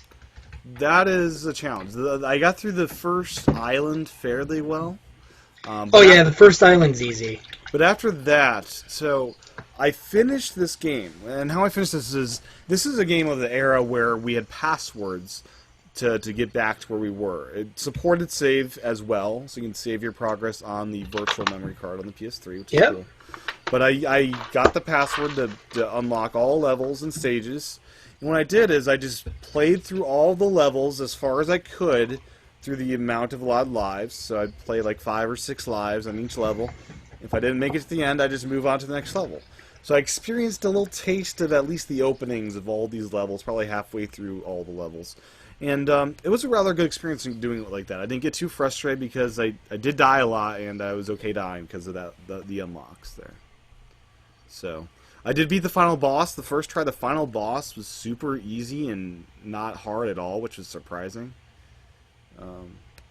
So next up is Crash Bandicoot 2. So. Yeah, I never beat Crash 1. It's ridiculous. Do you have it on your console? Yes, I have it downloaded, but I've never beaten it. You should enter the password and just kind of do what I did. Just kind of give the levels some shots, you know. Maybe I should. I don't remember what level I was stuck on, but the game started annoying me, so I said, alright, I want to start Crash 2, and I'm just like, okay, this is awesome. This is a big improvement from 1. Here's the thing you'll notice from Naughty Dog is, when the trilogy games, they improved from their previous one. They did it with Jak, but then again, Jak 1 to Jak 2, they're not even really the same genre. Yeah, I heard they're kind of like... They're different. The Alien films, they're different genres for each film. I heard Jak was kind of the same way with different genres. Well, Jak 2 and 3 are the same genre, but Jak 1's like a basic Super Mario, blah, blah, blah, Banjo-Kazooie clone. You just collect shit in open world, different areas. But in Jak 2, it's way different. It's more of an action adventure. You go around this giant map, like...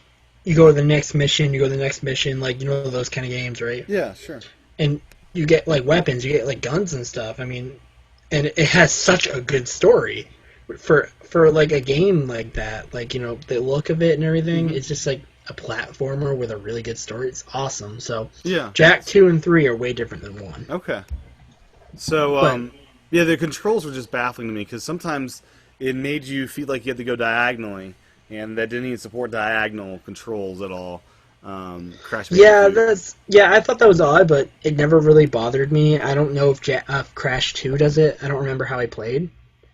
So, So Crash 2, if you have the greatest hits version of the game, they added analog control, but evidently the digital release is based on the original release with just D-pad control. okay, then I must have done D-pad. I haven't played it for a few years. So. But so you're saying Crash 2 is a better, easier game? I would say Crash 2 is easier than 1. It's And still Crash hard 3 though. is still is that Haven't touched Crash 3 yet. Okay. So yeah, Crash 2 is going to be next in my lineup. I'm trying to go through the Naughty Dog games. Once I get the PlayStation credit card, I'll jump to The Last of Us right away, though. With that said, I was able to play Crash Bandicoot because I got a PS3. And this is the big thing this week, because I ordered this Sunday night, and I expected it to arrive in good condition with full backwards compatibility mode, because I thought all fat PS3s supported the PS2 collection of games. And evidently, that's not true. In fact, the majority of fat PS3s are not backwards compatible. There's only 2 models. Really? Yeah. So there's... yeah, it's by gigabytes. But yeah, that's I forgot. That's the easy way to identify it. But so the hardware is differentiated here. You have the launch hardware of the PS3 had a model that had no Wi-Fi and was like 20 gigabytes, that had all the PS2 ports and everything, fully hardware compatible with PS2 games. You also had a higher end version of that same thing with Wi-Fi. The next generation within that, it was a software-based emulation that supported about 80% of the games. And then the next step was they took out all of that, and it's just PS3 games, but still the classic fat design that's just beautiful. And that's the one that I got.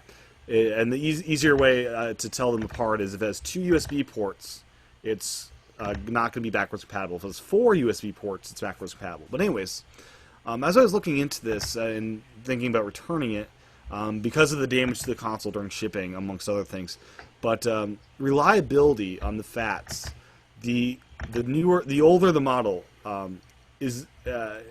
makes it less reliable because of they were just sloppy manufacturing, and evidently that they used there was sloppier manufacturing. They used bigger processors, and it was less efficient.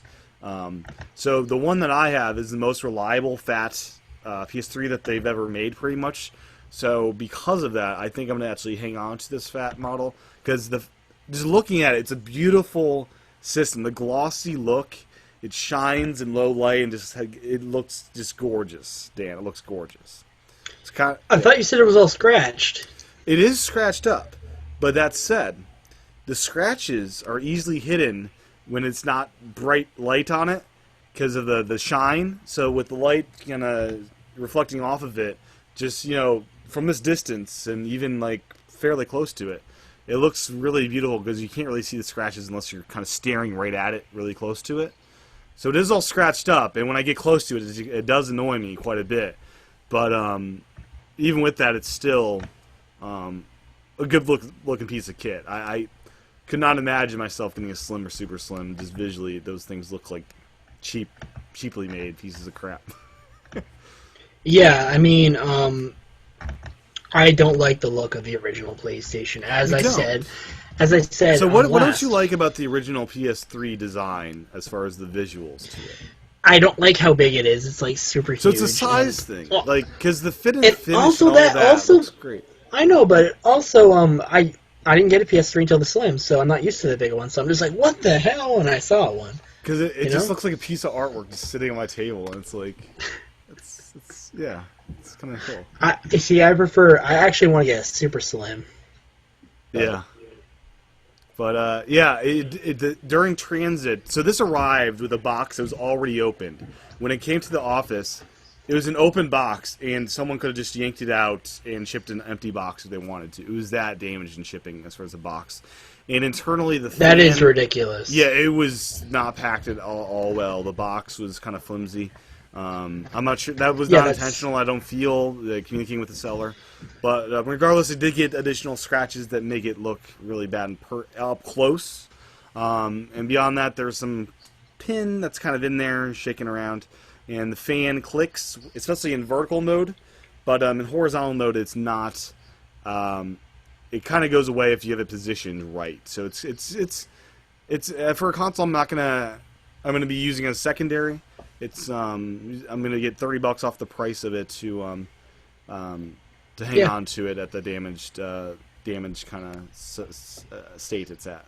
So. Yeah, I mean, honestly, at least you got a PS3. That's how I look at it. Yeah, so $130 for original PS3, and it's just so beautiful, man. The silver chrome and the shiny black, and I don't know.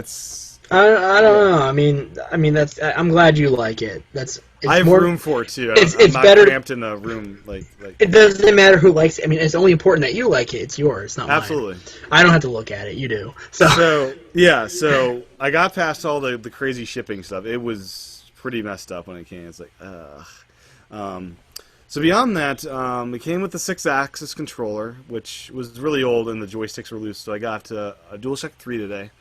But beyond that, the frustrating thing is I've got the DualShock 4, and most of the games support it, but evidently Saints Row 4, the game I got, it doesn't support the DualShock 4 for whatever reason. There's no special accelerometers. There's nothing. Yeah, I find that odd. Any PS3 game I used with the DualShock 4 worked, but then again, I've only did The Last of Us and Metal Gear Rising: Revengeance, so. Yeah, it's so weird. I googled it. It's like, why isn't this working? Because there's also you can do wireless or wired. I'm using the DualShock 4 with my PS3 mostly wired because I only have one controller of these for now, so. I just have a long USB cable, and it's more convenient to just plug it in when I want to play with this guy, rather than repairing it to both consoles as I need to change back and forth. So I actually went out and got a DualShock 3 today. And, same one as mine. You got the same color. I figured red. It was $40. They price matched from Sears, and it took a good while to actually get this thing charged. Like, when I bought it, it's like, this is not pairing. What the heck is wrong? And it was a battery. It had probably been sitting on the shelf for so long. But it's a weird thing to play with this controller, because it's so... like, my natural grip of the controller, if you're watching the video, is this weird claw where my finger actually naturally lands by the Sony logo up here. Like, it's yeah. terrible ergonomically designed controller. I will say, I never had an issue with this design. This is how I hold the controller. I just, my thumbs, okay, I'll try. Like, I'd have my thumbs here, and then I'd have, 2 of my fingers right in the middle of here. Yep. So, which is why Naughty Dog made, L1 in R, sorry. Oh, that's R, I made an idiot. I thought I said L for some reason. That doesn't make any sense, because that's right. But anyways, that's why they have L1 for aim and R1 to shoot. And then Uncharted R2 is R2's the reload. And honestly, I just loved making that noise anytime I reload in Uncharted. I'm just like, it just sounds like it fits. But I mean, I never had a problem. But with the DualShock 4, when they released The Last of Us Remastered, which also, The Last of Us on PS3 also had the same thing as the Uncharted games. It's default for L1 to aim and R2 to shoot. I mean, no, R2 to aim. I mean, L2 to aim, R2 to shoot. So like, more like a generic shooter, but I switched them back to this. The triggers in the DualShock because this is what I'm used to. And run for me, L2 and R2's listen mode. So, Dan, I seriously thought the controller came with it, as was listed on the listing. I thought it was a 6-axis alone. I'm looking... It's actually a DualShock 3. Is that bad that I couldn't tell the difference? I looked at the back, and all I could see was 6-axis the first time I looked back there. Then looking back, the top of it says DualShock 3. But yeah, the left stick on this that I came with is very loose and just uncomfortable to play with. Yeah, I mean, like, now that I've held the DualShock 4, I don't really like using the DualShock 3. No, Other than Uncharted, because I'm used to it. Like, I'm used to certain games I play all the time with this. So, I mean, it's not bad, but it just feels super weird compared to the DualShock 4. Because the DualShock 4 is super premium feeling. It's better ergonomically. It feels so cheap. It feels so cheap. This is and they sell this for $55 still if you're doing full retail. They gotta adjust these prices to make them. There's no way that this is only. I feel like I could snap it, but then this is only $5 more to get a DualShock 4. That's crazy. Tim, you're copying me. Same colors. Oh, there you go. Yeah. You copy me. It does bother me, though, that this does not come with a USB cord, so I had to find a USB cord to charge it and plug it and stuff. But anyways, besides that, the overall experience of PS3 was an interesting one. So...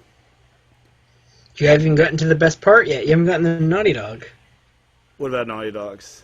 You haven't played the Naughty Dog stuff yet. Yes, I have not.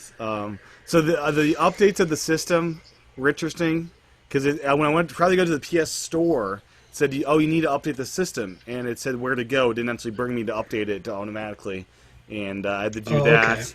Okay. And the download times are just atrocious. As I said, it took 36 hours to download an 11-gigabyte game of Dead Space 3. Yeah, you need an Ethernet cable. So Ethernet has been ordered. That is on its way because they decided to put a G card in there.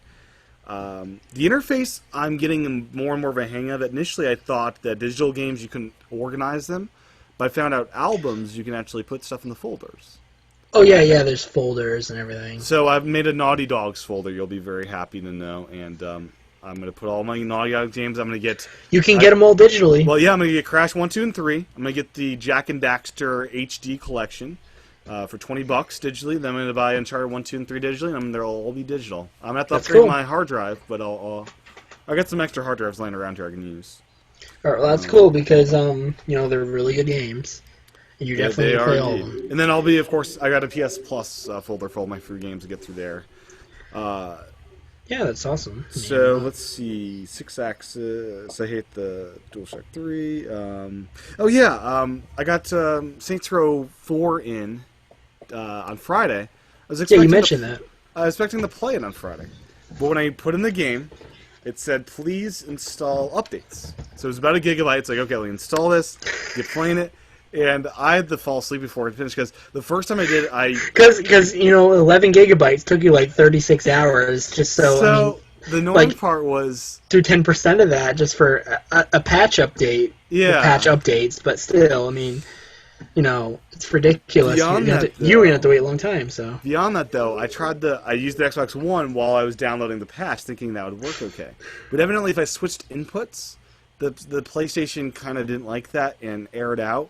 So I had to actually leave it on that input without fear of it. You asshole! You're playing something else, right? I play everything. Pretty much like the PS3 is like, you're not leaving this. You have to watch me download this update, and so I had to stay in that input. And later that day, Tim bought another TV. Well, I have a projector and a TV, so I had to have two visual inputs I can watch. Oh, okay, yeah. But I was in bed. I didn't want to bother. So it went through and it did the update. Then that morning, the next day, opened the game up. You got to do the install. It's another 15, 20 minutes. So I'm now experiencing why PS4 is really that better of an experience of, the download times are a lot faster over Wi-Fi for sure. I couldn't figure out how to pause downloads on the PS3. I figured out how to do that. That was kind of nice to figure out. And then the whole installing from disk, it's more seamless on PS4 with like knack. I just opened up the disk and just let me play without worrying about installing it. Yeah, I still haven't played knack. I'm waiting for my friend to come back from college because we're going to co-op it. Yeah, it's a good game. I enjoyed knack. So I finished knack between this show and last show as well.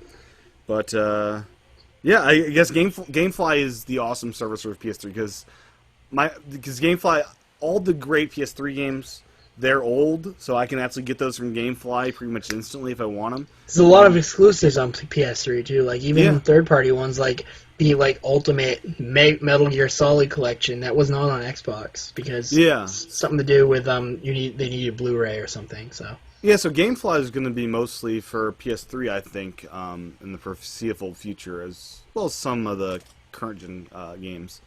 But like Stick of Truth, I'll be able to play South Park game. That'll be fun. So that's kind of my experience with the system so far. If a game supports DualShock 4, I'll be using that every time. I could care less if Rumble's in there if I can use that better controller. Yeah, I agree. I mean, why not? Yeah. So next week's show, I'm going to dive into Knack. I'm going to dive into Saints Row 4. And also Infinite Second Son, because we don't have time for those games tonight, even though I've played a good amount of all three of those. Yeah, I know, we had a lot of talking. I mean, there's one more story I want to mention, though. We should close out. I'm not sure if you were thinking the same thing as I am. The PlayStation one? Fingerprinting. Oh. What was your thing? What was your story? Okay. How good the PlayStation brand is doing alone. Sony overall isn't, but the PlayStation sales are very good. It's a financial talk here a little bit. Yeah, I mean, Yeah, absolutely. 7-2. I believe it's 3.5 million between every PlayStation console. So, right? It was earlier today. Saying that, between PS4, PS3, and some leftover PS2s. The fact that you even said PS2 just made me laugh. Well, I bought one this year. I bought a Slim on Amazon this year. Well, the fact that they're still available on shelves makes me laugh. I think it's mostly digitally. I haven't seen one in a retail store in forever, but like if you search Amazon right now for a PS2 Slim, what you'll find... But does that count towards like a purchase for PlayStation? I don't know. So I'm finding Slims for $150 and $133, and they've got a silver Slim for like that, not really for sale, but it's sold by... worldwide sales in that case, and then the other one's sold by PIP Games. So nothing directly from Amazon, but they both are Prime shipping. Okay. Yeah, I mean, like they mentioned PS2 in there. They said some leftover PS2 stock. I'm like, oh, Jesus Christ! I was like, yeah.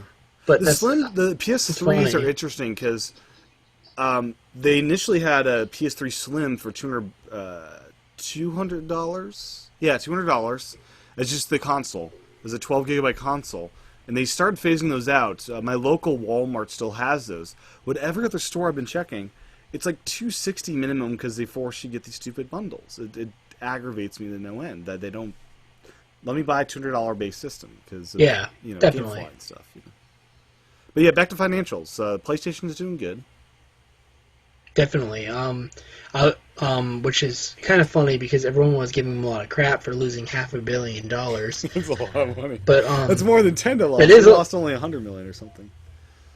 Oh, like a few million. I don't remember what it was, but maybe people were making a big deal like Nintendo is doomed, and here you got Sony losing almost $1 billion. I'm just like, Jesus Christ.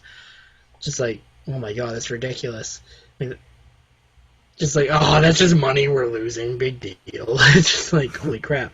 But apparently alone, the PlayStation brand is doing really well. And I was actually just reading a tweet a few minutes ago on about Xbox. Let's see if it's here.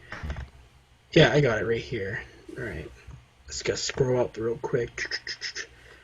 Some guy I follow who works on a Nintendo site mentioned like Xbox. Yep. He said, if Xbox 360 isn't considered a current system, then why are AAA games being made? Why is it financial reports? That is a good point. That's a stupid point though, because PS2 had a lot of new AAA titles after PS3 came out. I mean, it's just the transition period, like any... Well, that's another thing, is people are acting like the PS3 and 360s aren't consoles anymore just because the new ones are out, and it really bothers ridiculous. me. The only one you can argue that's actually dead is the Wii. The Wii is totally discontinued. I mean, the Wii games are still coming out, like Skylanders. Very few, though. Very few. Very, very few. Not a lot. Like, 1 or 2 a year. Mm-hmm. So we'll get FIFA 10 again. Well, actually, is the Wii getting a FIFA game this year? They always get FIFA games. They don't update this for the roster. The roster update games. Yeah, so I remember last year EA gave the 3DS like a game or something, and this year they're not. They said no 3DS games, but the Yeah. Wii's still getting a game or something. Sure, why not? I don't know the whole topic about It's that, but weird. people were laughing about that, saying we're great partners with Nintendo of America. So It is what it is. yeah, But yeah, Wii is the only dead console from the last gen. yeah. 316 PS3 are definitely still alive. Oh, sure, absolutely. So I just find it funny that people act like, you know, I mean, sales have dramatically gone down for both, but that doesn't mean they're dead. It's in the phase where, this holiday we'll get cheap versions of those consoles. I imagine you'll buy an Xbox or a PS3 for $99 at Black Friday. I'm sure. Yep. Like that's got to be a thing. I don't think they'll do another revision. You don't think they'll do a fourth revision of PS3, do you? Wouldn't surprise me, but I don't think they will. Yeah. Seems like it's as cheap as they can make it. PS4 Slim's already in talk. No, that's already such a slim system. I know, but I heard about it. I was just like, Okay. Really? I have no source to share with you, so it could have been just some jackass saying it. But Sure. I heard it like 3 months ago that PS4 Slim's already in talk. I'm like, it's not even a year old yet. It's like, are you joking? Yeah. So. Oh, I should comment. My PS3. People were saying the FATs were really loud, so with the discs and the fans going in the turbo mode. I've not experienced that at all. And I feel like I've got good ventilation. My neighbor has one. His isn't loud at all. I've got good ventilation in the area, and I can feel the heat pushing out of the console out there with the fan when it's in its good position and working. So anyways, back to what's this fingerprint? Yeah, let's close out the show. The funny story of the day and the horrific story of the day, and that is GameStop in Philadelphia.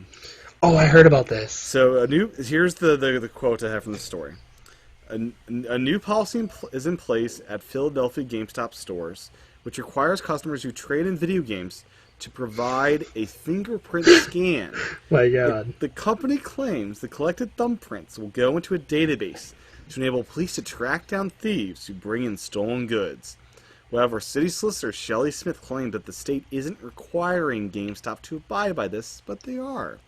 Because it's GameStop. Remember last week you kept saying because it's GameStop? Don't know what a fingerprint, what that requires ink to be on your thumb and leave a residue there for the next day or two, so when people see you, they'll assume you got arrested and need to get a fingerprint.